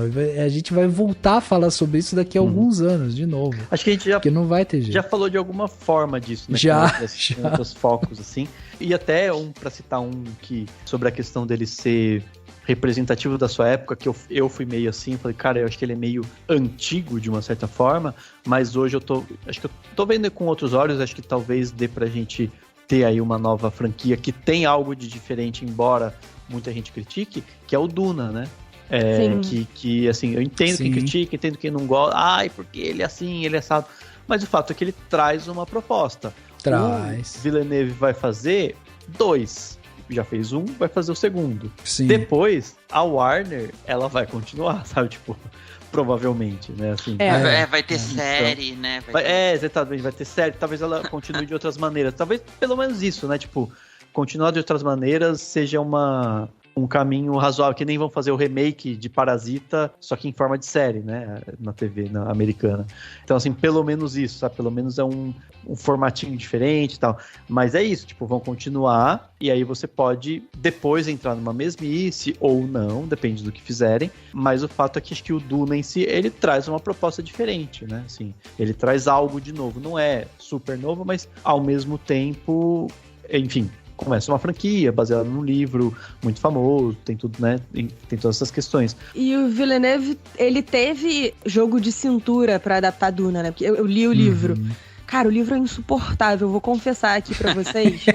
Eu só li Duna até o final porque eu botei na minha cabeça, vou fazer um clube de leitura de Duna, vai ser maneiro, não sei o quê. Irmão, que livro chato de ler, porque o Frank Herbert, ele não quer saber se você tá acompanhando a história. Ele criou lá o universo na cabeça dele e te joga ali no meio e ele não vai te explicar nada, não te contextualiza nada e vamos que vamos. Você aprende, tipo, do meio pro final do livro, todas as coisas que estão acontecendo ao mesmo tempo. E um monte de termos novos e tal. Aí eu li e eu fiquei assim, cara, que desgraça. Meu Deus. Mas aí, quando eu fui ver o filme, eu falei, cara, o Villeneuve soube localizar a pessoa que não leu Duna de todo aquele universo gigantesco que o Frank Herbert desenvolveu com bastante tranquilidade, né? Olha só, é isso aqui, tem essas casas, tem isso, tem aquilo, blá, blá, blá. E ficou bom, ele deu toda a informação que você precisava e deixou o que você não precisava para um outro momento. E isso eu acho que foi muito bacana e é o resultado de você ter uma pessoa, porque pelo que o Villeneuve falou em entrevista e tal, ele curte Duna.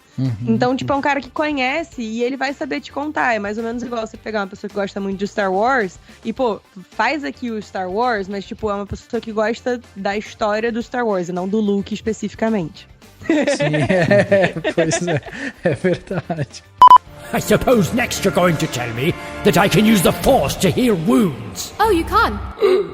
My granddaughter is so powerful. You have a granddaughter? Oh, no, you stop it right now. This is so exciting!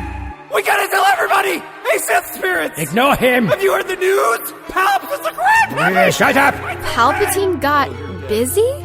I don't want to think about it. You know!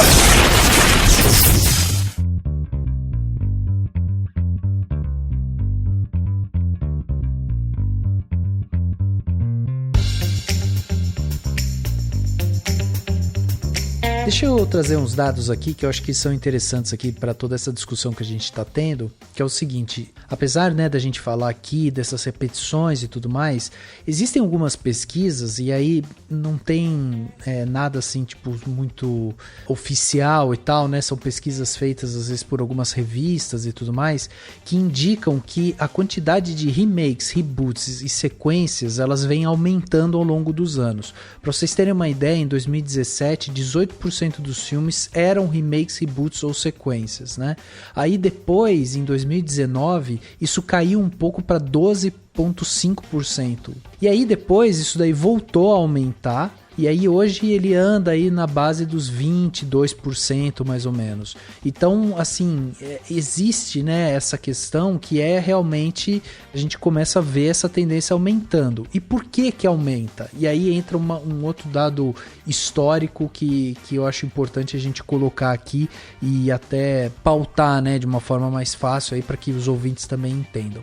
Nos anos 80, a gente teve a popularização do VHS, né? E aí a indústria cinematográfica, ela tentou equilibrar a queda nas vendas dos ingressos e aí ela começou a aumentar o preço justamente dessas fitas, que eram os VHS. Então, assim, o VHS chegou para justamente trazer o filme para dentro da casa das pessoas e isso impactou a indústria cinematográfica. E aí eles começaram a tentar aumentar o valor do VHS, para que ainda assim as pessoas fossem até o cinema, né? Então, para vocês terem uma ideia, um filme em VHS, na época, em 1980, ali nos anos 80, ela chegou a custar mais de $80. Então, era muito caro. E aí teve uma revolução, né, quando foi lançado Top Gun, Ases Indomáveis, que saiu em 1986, que daí a Paramount, que estava lançando o filme, conseguiu lançar o filme por $26,95. Isso popularizou demais, né, o próprio VHS e tal, e a Paramount só conseguiu fazer isso porque ela colocava um comercial da Pepsi antes dos créditos do filme, e aí isso acabava ajudando a custear também, né, a produção dos VHS. Só que daí, no início dos anos 2000, a gente chega lá com o DVD, e aí os distribuidores, eles querem voltar a aumentar seus lucros. E aí o que começa a acontecer? Com essa nova tecnologia, ela acaba sendo mais cara do que o VHS. Por que ela é mais cara? Porque ela tinha uma capacidade maior de armazenamento e a qualidade também era maior, então cobrava-se mais caro, né? E aí isso foi sempre acontecendo, tipo, todas as vezes que eram lançadas novas tecnologias, o valor era maior. Então Sim. Pensa lá, sei lá, no próprio Blu-ray, né? Quando o Blu-ray saiu, ele era mais caro que o DVD. O DVD, quando saiu, ele era mais caro que o VHS. Então isso foram tecnologias que foram surgindo, que daí de alguma forma aumentava o preço, né, dessa distribuição aí. E aí a gente chega no cenário atual, que são os serviços de streaming, né, que daí começa já ali em 2010 e por aí vai. Que daí chega essa parte do streaming e aí o público ele passa a frequentar menos as salas de cinema. E aí o poder sai das distribuidoras, né? Porque antes as distribuidoras faziam isso. Como eu falei na história lá do VHS, a Paramount conseguiu diminuir o preço do VHS e vender mais. Então ela tinha o controle maior, né, em toda a cadeia de venda do filme.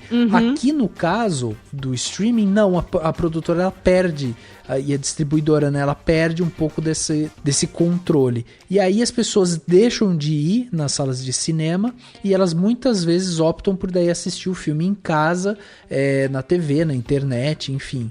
E aí isso cria um problema para a indústria cinematográfica. E daí como que eles vão tentar resolver isso? Eles precisam ainda ter lucro, eles precisam fazer esses projetos, precisam sobreviver, né?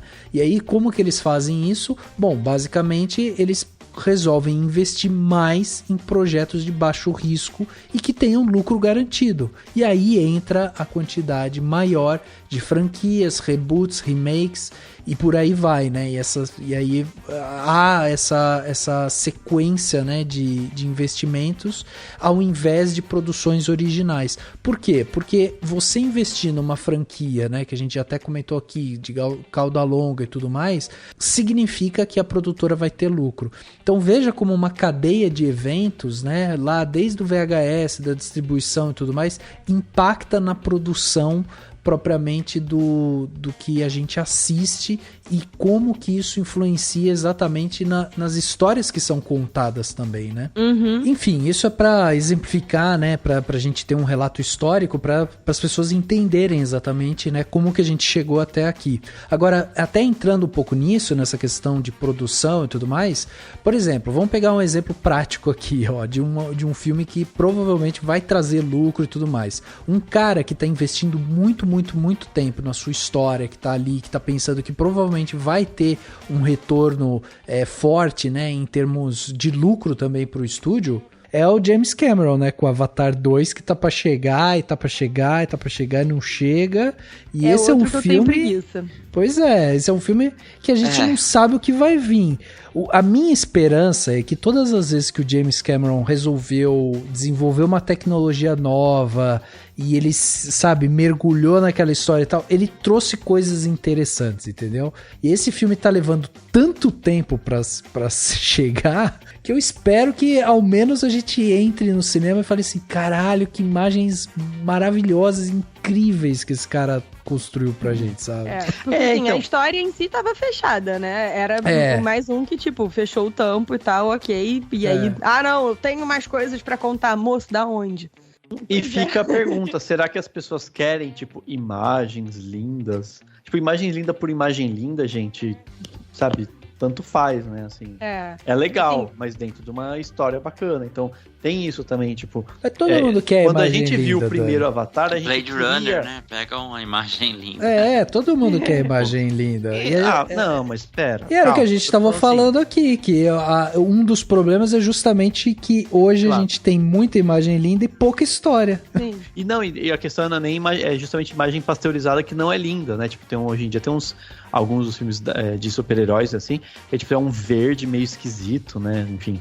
O filtro azul que o J.J. Abrams e o Zack Snyder são apaixonados, a câmera lenta que a galera bota em tudo. Exatamente, com tudo no green screen lá, você fica tudo meio, né, meio genérico. Mas o que eu tô falando assim, quando a gente foi ver o primeiro Avatar, o mundo... Eu vou falar de um termo meio piegas, mas vocês vão entender. O mundo queria ver coisas em 3D, sabe? O mundo queria ver imagens lindas em 3D. Eu lembro que tava surgindo o Blu-ray, e aí você via o Blu-ray e falava, meu Deus, o Blu-ray, sabe? Hoje em dia, eu não sei se o mundo quer ver, sabe? A questão é essa. E aí até aí tudo bem, se você tiver histórias muito boas, ok, a imagem é maravilhosa porque faz parte. O problema é se você só tiver imagens bonitas. Daí as pessoas vão falar, tá bom, né? E tem um outro negócio com o Avatar que é o que me dá ranço, que é assim, eu lembro quando saiu o Avatar, vinha essa história, porque o 3D do Avatar, não sei o quê. E, brother, eu lembro de sair frustrada do cinema, de tipo... Que 3D, gente? O filme é pra Rafa dentro. Gostou, hein, Nádia? Não, ok. Assim, gosto. Mas, tipo, eu lembro de eu sair frustrada, porque eu tava esperando aquele 3D que sai da tela. Sim, e o filme é pra dentro. E eu fiquei, tipo, mas todo filme é pra dentro, moço. Traz o filme pra fora. Foi a minha frustração, assim. É que eu tive mas eu não tive essa impressão o filme inteiro. Eu tive só no começo também, que ele vinha pra fora. Depois eu tive essa sensação que você teve também, de ele ser pra dentro. Mas eu lembro muito do encanto, sabe? De ser 3D e tal, e tá indo ver isso nessa tela enorme. E isso tudo eu lembro, assim. Era uma coisa que eu achava muito legal. E eu acho até que volta pra aquele lance que a gente tava falando, do distanciamento histórico, sabe? Porque isso que o Dani tava falando, a gente tava precisando ver, tinha um Blu-ray e tal.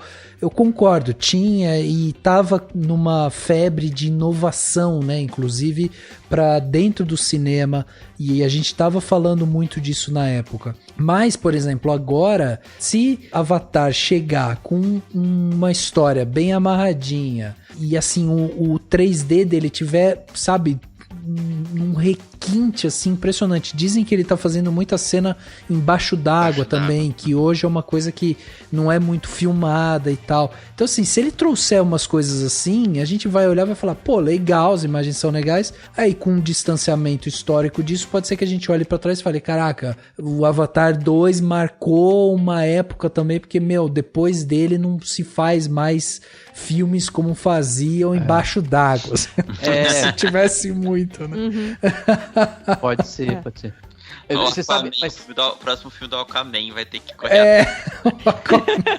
Melhor eles liberarem logo o filme. Sabe um filme que tem um 3D maravilhoso? Eu penso em dois, na verdade, né? Assim, um que, tipo, não foi feito em 3D, mas quando saiu no cinema, na época, tinha a coisa do 3D e ele foi adaptado. E ele é perfeito pra ser em 3D e tem até uma cena só com essa coisa que salta na tela, que é o que eu citei no o Mad Max Estrada da Fúria. Né? Uhum. Ele é filmado de um jeito com profundidade de campo, né? Sem também ficar jogando coisa na sua cara o tempo inteiro, mas tem momentos em que o 3D faz sentido e tem aquela cena que meio que cai um negócio na sua frente, que é aquela tipo uma direção que cai assim e tal, e você vê. O negócio parece que chega em você, assim. E tem um outro que você percebe a maravilhosidade do 3D, mesmo sem ser em 3D, se você estiver vendo em casa, que é a invenção de Hugo Cabret. Que aí é aquilo. Pegaram uma tecnologia da época, que estava em voga, né, nos cinemas, e botaram pro maior cineasta vivo do mundo, né? E daí o Scorsese foi lá e falou assim, olha como é que faz. E você vê profundidade, você vê ele explorando isso na história, etc. A gente até comentou isso, acho que eu já comentei em algum outro momento isso, né? Tipo, o trem vindo na nossa cara, porque remete ao trem da primeira exibição dos Irmãos Lumière e tal. Então, assim, dá pra usar, né? Tipo, as tecnologias precisam conversar com as propostas, né? Que senão elas são vazias. Né? Exatamente. Vamos conversar.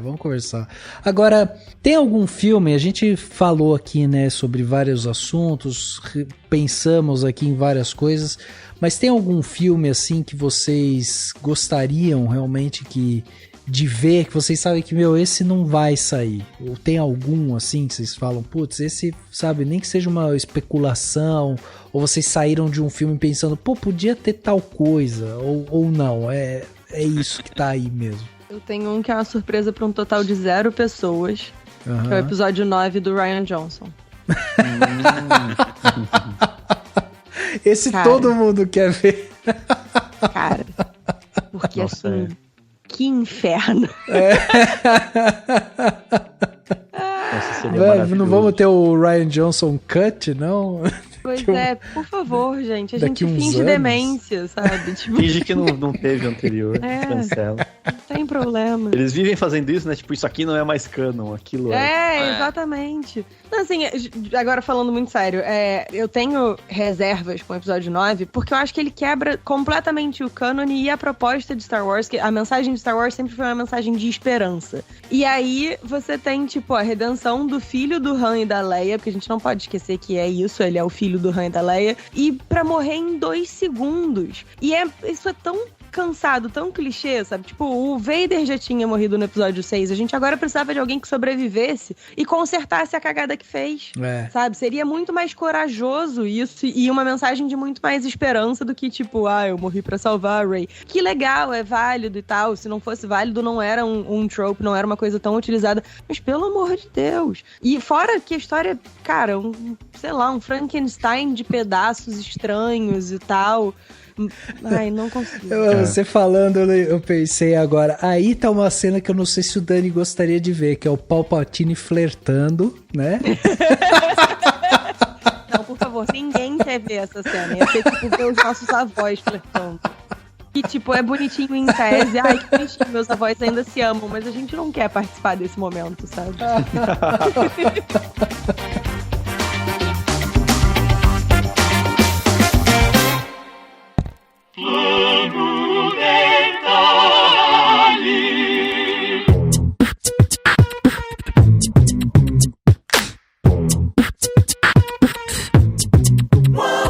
Plano detalhe da semana, né? Aquele momento gostoso aqui que a gente vem aqui pra dar dicas pra vocês, né? Afinal de contas, a gente tirou esse podcast aqui pra reclamar. Basicamente foi isso. Pra ser velho e reclamar. Mas aí agora é aquele momento bom que você recebe uma dica e pode ir pra casa feliz, né? Fazer aquilo que a gente vai indicar aqui.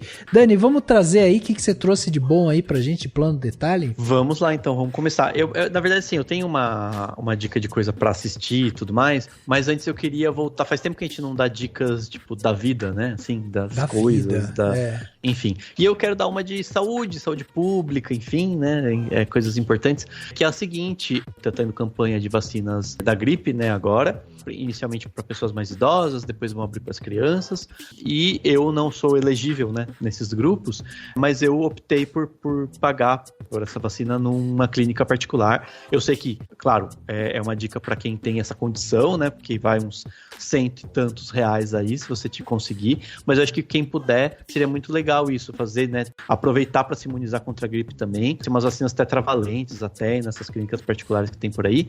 E aí queria indicar, tipo, a dica seria vacina em geral, né? Porque tá rolando campanha de vacina da gripe, tá rolando campanha de vacina contra o sarampo, que voltou a ter casos de sarampo no Brasil, um absurdo, mas voltou a ter. E vão vacinar as crianças, né? Junto com a vacina da gripe vai ter de sarampo, então quem tem filho, sobrinho, neto, sei lá, crianças na família, amigo com filho e tal, avisa a galera, ajuda, sabe? Incentive. Ela vai lá no posto, é de graça, graça, é só ir rapidinho, vai lá e toma a vacina, né? E aí vai ter da gripe, do sarampo, e também tá rolando a 4ª dose da vacina contra a Covid para quem é mais velho, né? Aqui no estado de São Paulo é a partir dos 60 anos, e na maioria do Brasil acho que é a partir dos 80, então se você tiver alguém na sua família, ou alguém que você conhece, que ainda não tomou a 4ª dose da vacina da Covid, eu acho que é importante, porque ela relembra o corpo, né? Ela basicamente chega e fala assim, amigo, deixa eu te lembrar aqui, ó, tu precisa se defender desses bichinhos aqui.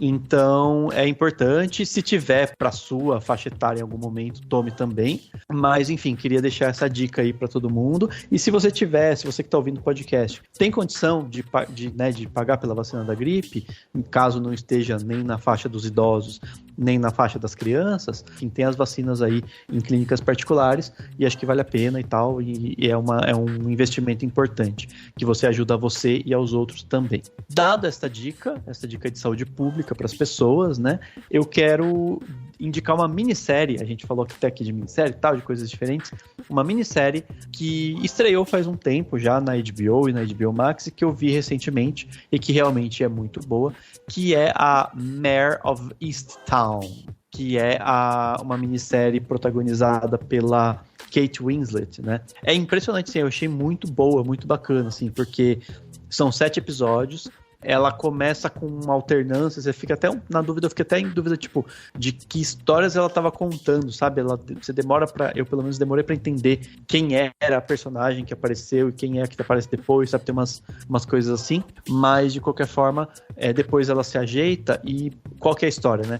A Kate Winslet vive a Mare, que é o apelido dela, né? Nessas cidadezinhas do interior da Pensilvânia, que todo mundo se conhece, sabe? Tanto ela é detetive da polícia, mas ela é chamada pra ir na casa, tipo, da melhor amiga dela, que teve problema não sei o quê. O velhinho que reclama que invadiram a casa dele, ela conhece ele desde sempre, sabe? Então, é tudo muito íntimo, com os ônus e bônus desses acontecimentos, né? E, enfim, acontece um crime, que é uma jovem é encontrada morta. Junto com isso tem um anterior que ela não conseguiu solucionar, de um desaparecimento, e as coisas vão se encavalando e ela se vê nesse momento de investigação junto com problemas pessoais, com questão da idade dela, com problema na família, né, com histórico dos filhos dela e tal, e isso vai se ficando meio efervescente, e a gente vai acompanhando essa história, e ela tem vários plot twists, assim, ao longo, né, da minissérie.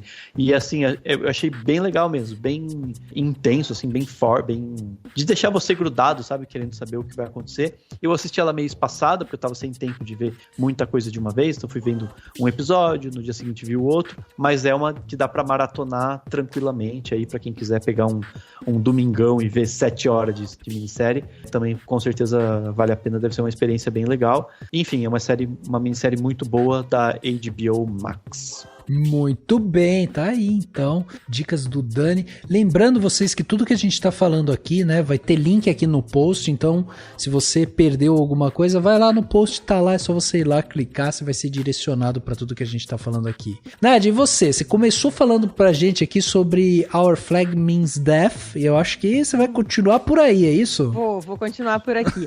Cara, Our Flag Means Death, como eu falei, é uma série de pirata. Ela conta a história do Stede Bonnet, que foi um pirata de verdade, ele existiu, ou pelo menos assim, né? Há registros da existência de um suposto Stede Bonnet, que era um cara que era da realeza, assim, não era nobre, mas, tipo, era burguesão. Uhum. E ele resolve um dia, tipo, quer saber? Eu tô meio entediado aqui na minha casa com a minha mulher e minhas crianças, vou virar pirata. E aí ele vem pro Caribe, vira pirata, só que ele era meio incompetente, ou pelo menos, assim, a série retrata ele como sendo incompetente, porque ele era um cavalheiro, então ele não sabia nada da vida de pirata, vida de navio, ele só sabia das histórias de livro. E aí tem esse choque de cultura, né, dele com a vida de pirata de verdade, e o fato de que, tipo, todo mundo é mó violento, mó, tipo, cospe no chão e tal, e ele é todo... Tem uma cena maravilhosa, eles vão numa ilha, que é a ilha dos piratas e tal, ele desce com uma roupa toda branca, linda, linda, linda, recém-passada e tal, ele, o assistente dele, aí vem uma pessoa e morre no colo do assistente dele, mancha um negócio todo de sangue, e o menino fica, ai meu Deus, cruzes, sabe? Cara, é muito, muito, muito divertida, e é com a pegada do Taika Waititi, que é incrível, e está maravilhoso de Barba Negra na série. Então, assim, o meu cantinho do Twitter e do TikTok e tal está obcecado com Our Flag Means Death, e eu também. Estamos juntos na obsessão. E eu queria aproveitar aqui o nosso plano de sequência para dar 2 dicas, uma de vida e uma cultural. A de vida é para quem tenha menos de 18 anos, até para quem tem mais de 18 anos, tirem os títulos de eleitor, pelo amor de Deus. Por favor. A gente precisa ter responsabilidade com as escolhas no nosso governo, porque, assim, e aqui vai um pouco o spiel da professora de Direito, não escolher é aceitar qualquer coisa que vem por aí. E a gente não pode simplesmente aceitar qualquer coisa. A gente não aceita qualquer coisa quando a gente vai comer, quando a gente vai escolher o que vai trabalhar. A gente não aceita qualquer coisa. Por que na pessoa que vai decidir a sua vida pelos próximos 4 anos a gente aceita qualquer coisa? Então, tirem o título de eleitor, estudem os seus candidatos, porque eu não tô aqui para fazer campanha para candidato A ou B, não é o meu lugar. Mas estudem os seus candidatos, verifiquem se o que eles dizem faz sentido com o que você acredita e votem com consciência. Por favor. Fica aqui a minha dica de sociedade.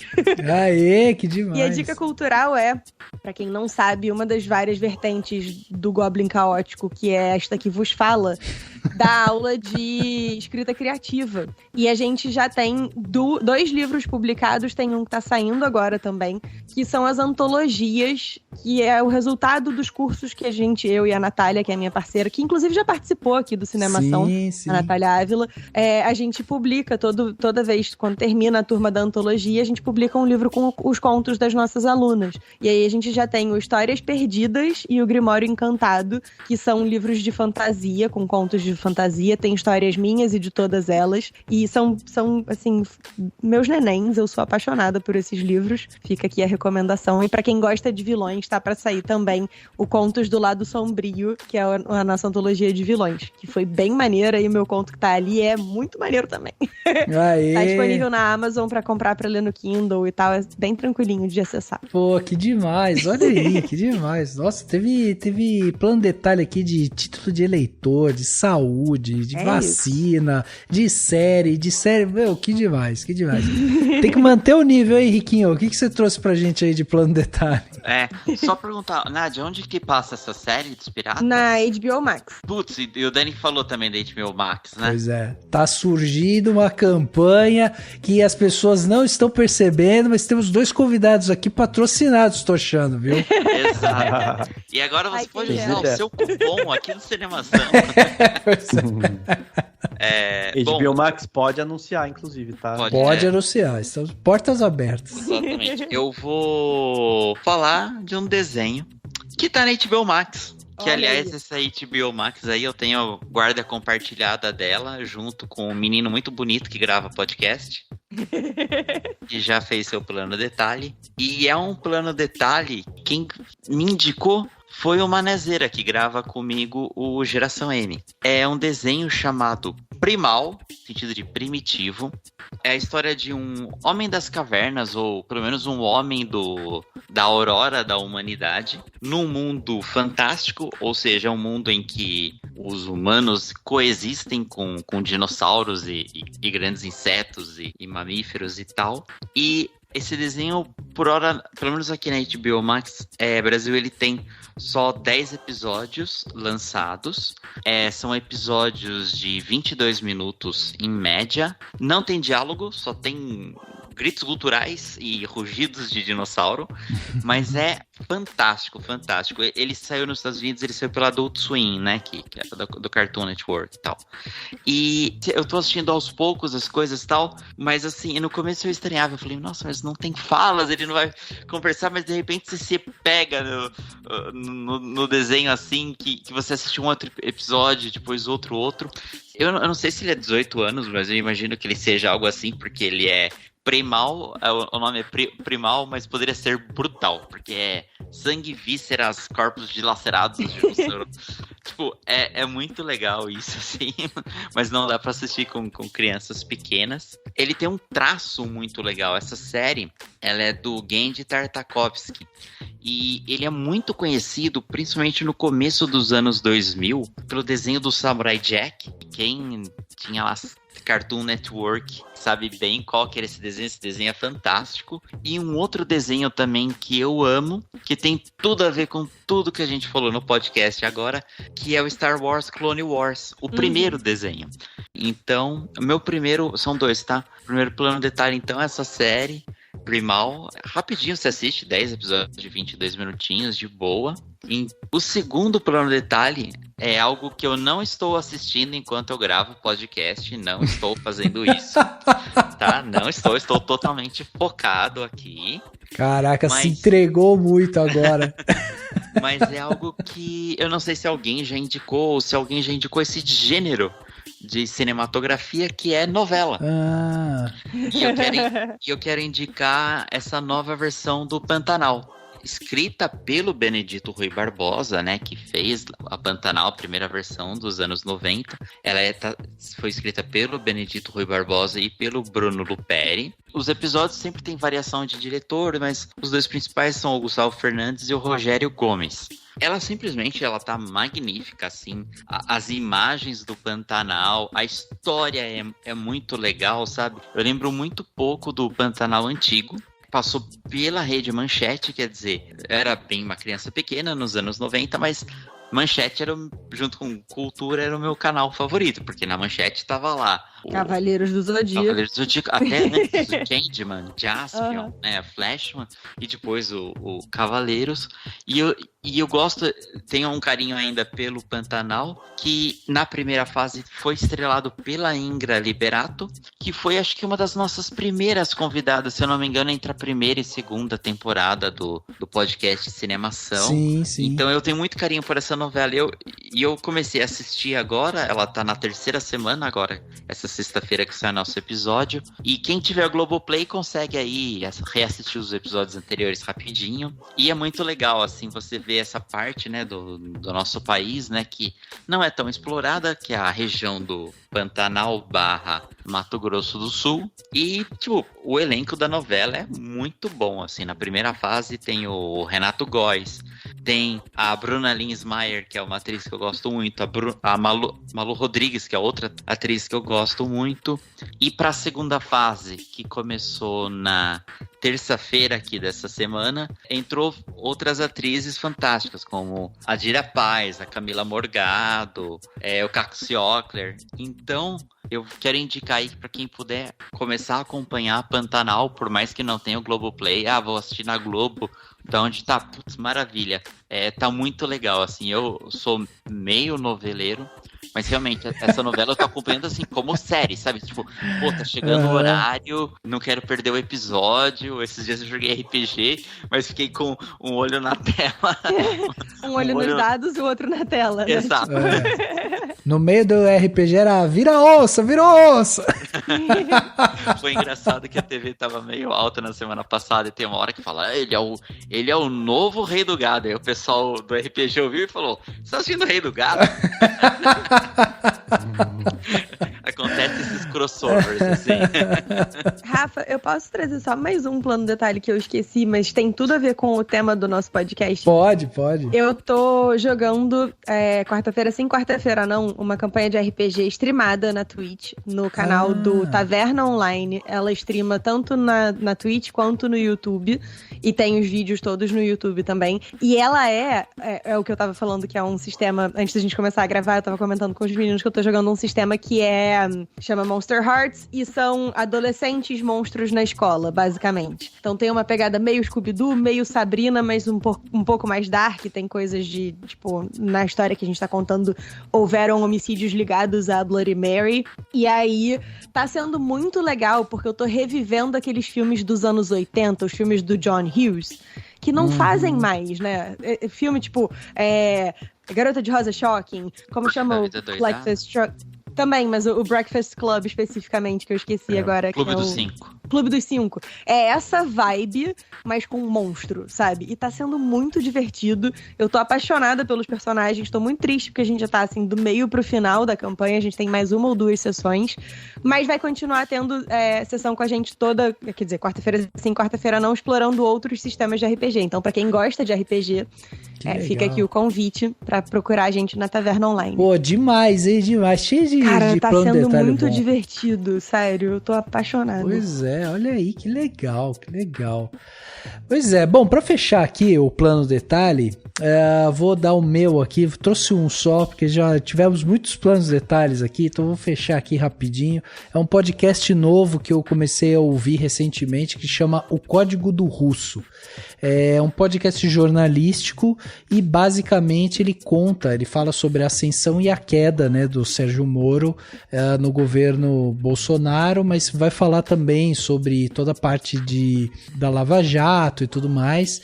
É muito legal porque, como aconteceram muitas coisas ao mesmo tempo naquela época, a gente às vezes fica meio perdido. Então, eles vão passando de uma forma muito temporal, assim, tudo que aconteceu, sabe? Então você consegue entender, ele fez isso naquela época, aí teve a condenação, daí foi pra lá, foi pra cá, aconteceu isso e tal. Fica muito evidente, assim, quando você escuta esse podcast. E o que eu gostei desse podcast é que é um podcast jornalístico, ele é curto, então ele tem ali mais ou menos uns 20 minutos, 30 minutos cada episódio, então ele é rapidinho. E o que eu mais gostei dele, assim, é como ficou fácil, né, de entender um pouco mais do juridiquês, que a gente às vezes não entende, né, essa parte de processos judiciais e tudo mais, e também entender essa figura que é o Sérgio Moro, sabe, como ele se pintou de uma coisa e ele se montou, né, dentro dessa figura do bastião da justiça e tal, e ele não consegue mais se desfazer desse papel. E aí ele foi ultrapassando limites atrás de limites e até hoje ele se vê dessa maneira. Então é muito interessante quando você ouve esse podcast, porque você começa a entender um pouco mais esses posicionamentos e aí você percebe que ele não é tão distante daquilo ali que a gente tem hoje, né? Então vale muito a pena.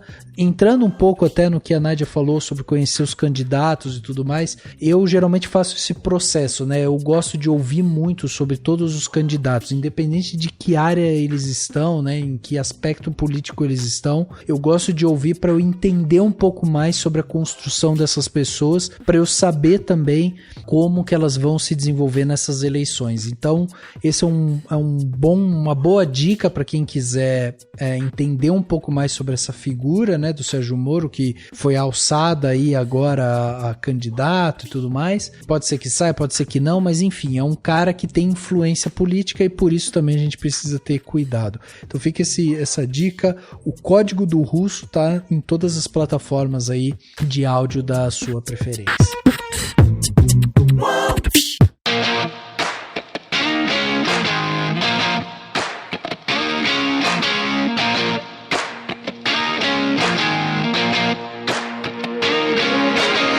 Bom, gente, chegando aqui no final do nosso podcast Cinemação 455, né? Batemos esse papo aqui sobre filmes que queremos ver ou filmes que não queremos ver mais. A gente mudou um pouco a pauta, né? Mas tudo bem, foi ótima essa conversa, mais um papo maravilhoso aqui que a gente teve com os nossos convidados, que ajudaram a gente mais uma vez numa discussão tão legal aqui. Então, Nádia, queria agradecer sua participação aqui com a gente mais uma vez, muito obrigado pela sua presença aqui com a gente. Transfira todo o nosso carinho, toda a nossa admiração lá para os podcastinadores, tá? Também, os meninos lá. Eles sabem que a gente é fã deles, que a gente gosta deles. Mas enfim, já fica esse recado online aqui só para fazer uma pressão em você, Nádia. Mas eu queria te agradecer e queria que você deixasse também o convite para quem quiser te acompanhar aí, quais são os seus projetos, redes sociais e tal, como que o pessoal faz para te acompanhar. Queria começar agradecendo o convite, eu falei já no começo, mas eu vou repetir que é sempre um prazer vir para cá, sempre me sinto muito acolhida quando eu venho conversar com vocês, me sinto muito em casa, daqui a pouco tô pegando cerveja na geladeira e tal, não, já cerveja tá, eu não tá. gosto, mas Coca-Cola na geladeira. entendeu? Deixando um chinelo velho aqui pra quando eu chegar e tal. É sempre muito bom conversar com vocês. Trago saudações calorosas dos seus colegas do Podcrastinadores. A gente tá aqui, todos nós, sempre de Maria Fifi. Eu hoje vou lá nos meninos e tal. É sempre divertido o momento em que a gente sabe que o outro vai participar. Legal. E pra quem tenha gostado do meu tipo especial de caos, vocês podem me encontrar como @experimento237, tudo junto, em qualquer rede social, Twitter, Instagram, TikTok. O meu YouTube tá parado, eu pretendo voltar com ele falando especificamente sobre RPG, porque é o que tem me dado mais alegria, porque como vocês viram, eu estou um pouco frustrada com a nossa produção cultural de modo geral. Mas se você gosta de RPG e gosta de, na verdade, criações narrativas de modo geral, quando eu voltar pro YouTube ele vai ter essa pegada e vai ser bem divertido. Tem os livros que eu mencionei e é isso, me acompanhem, tem um monte de novidade por vir. Muito bom, muito bom. Muito obrigado, Nádia, de novo, pela sua participação aqui. Queria deixar aqui registrado o meu agradecimento pelo belíssimo presente de Natal que eu recebi, com o meu R2D2zinho, tão bonitinho. Ele tá aqui do meu ladinho, depois eu mando foto pra vocês. Olha, é verdade, que demais, é verdade. Foi muito fofo, meninos, obrigado. Ficou legal, né? E ele mexe as perninhas, isso que é o mais legal. Sim, ele é muito gostoso. Henriquinho, obrigado pela sua participação aqui com a gente, mais um podcast, mais uma vez, maravilhosa participação, apesar da pouca atenção por causa de Pantanal, né? Era assim, ou prestava atenção na Rafael Arinelli ou na Maria Marruá. Bom, não, aí não tem como, né? Rafa, obrigado aí pelo convite, muito bom gravar com vocês e gravar junto com a Nádia também. E, bom, pra quem quiser me seguir, nas redes sociais basicamente é o Instagram, que é Henrique Risato. Mas eu convido a vocês a procurarem meus textos no site do cinemação.com e ouvir também o Geração N mais uma vez aí. Tem bastante episódio bem legal aí, de temas bem variados. É isso aí. Fica esse convite aí, tá tudo aqui dentro do cinemação.com. Dani, muito obrigado também pela sua participação, né, Dani? A gente destruiu um pouco sua pauta, mas não fique nervoso, não, Dani. Mas acho que a ideia era essa mesmo.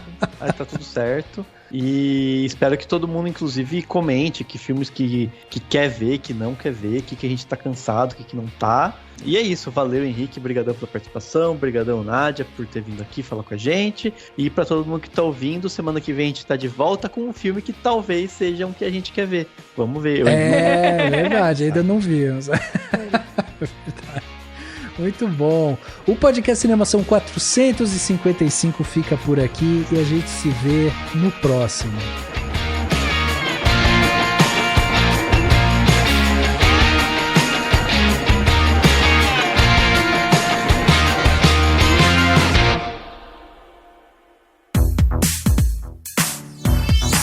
Esse podcast foi editado pela Isso Aí Design. Tudo isso é forma com função. É design estratégico. É isso aí.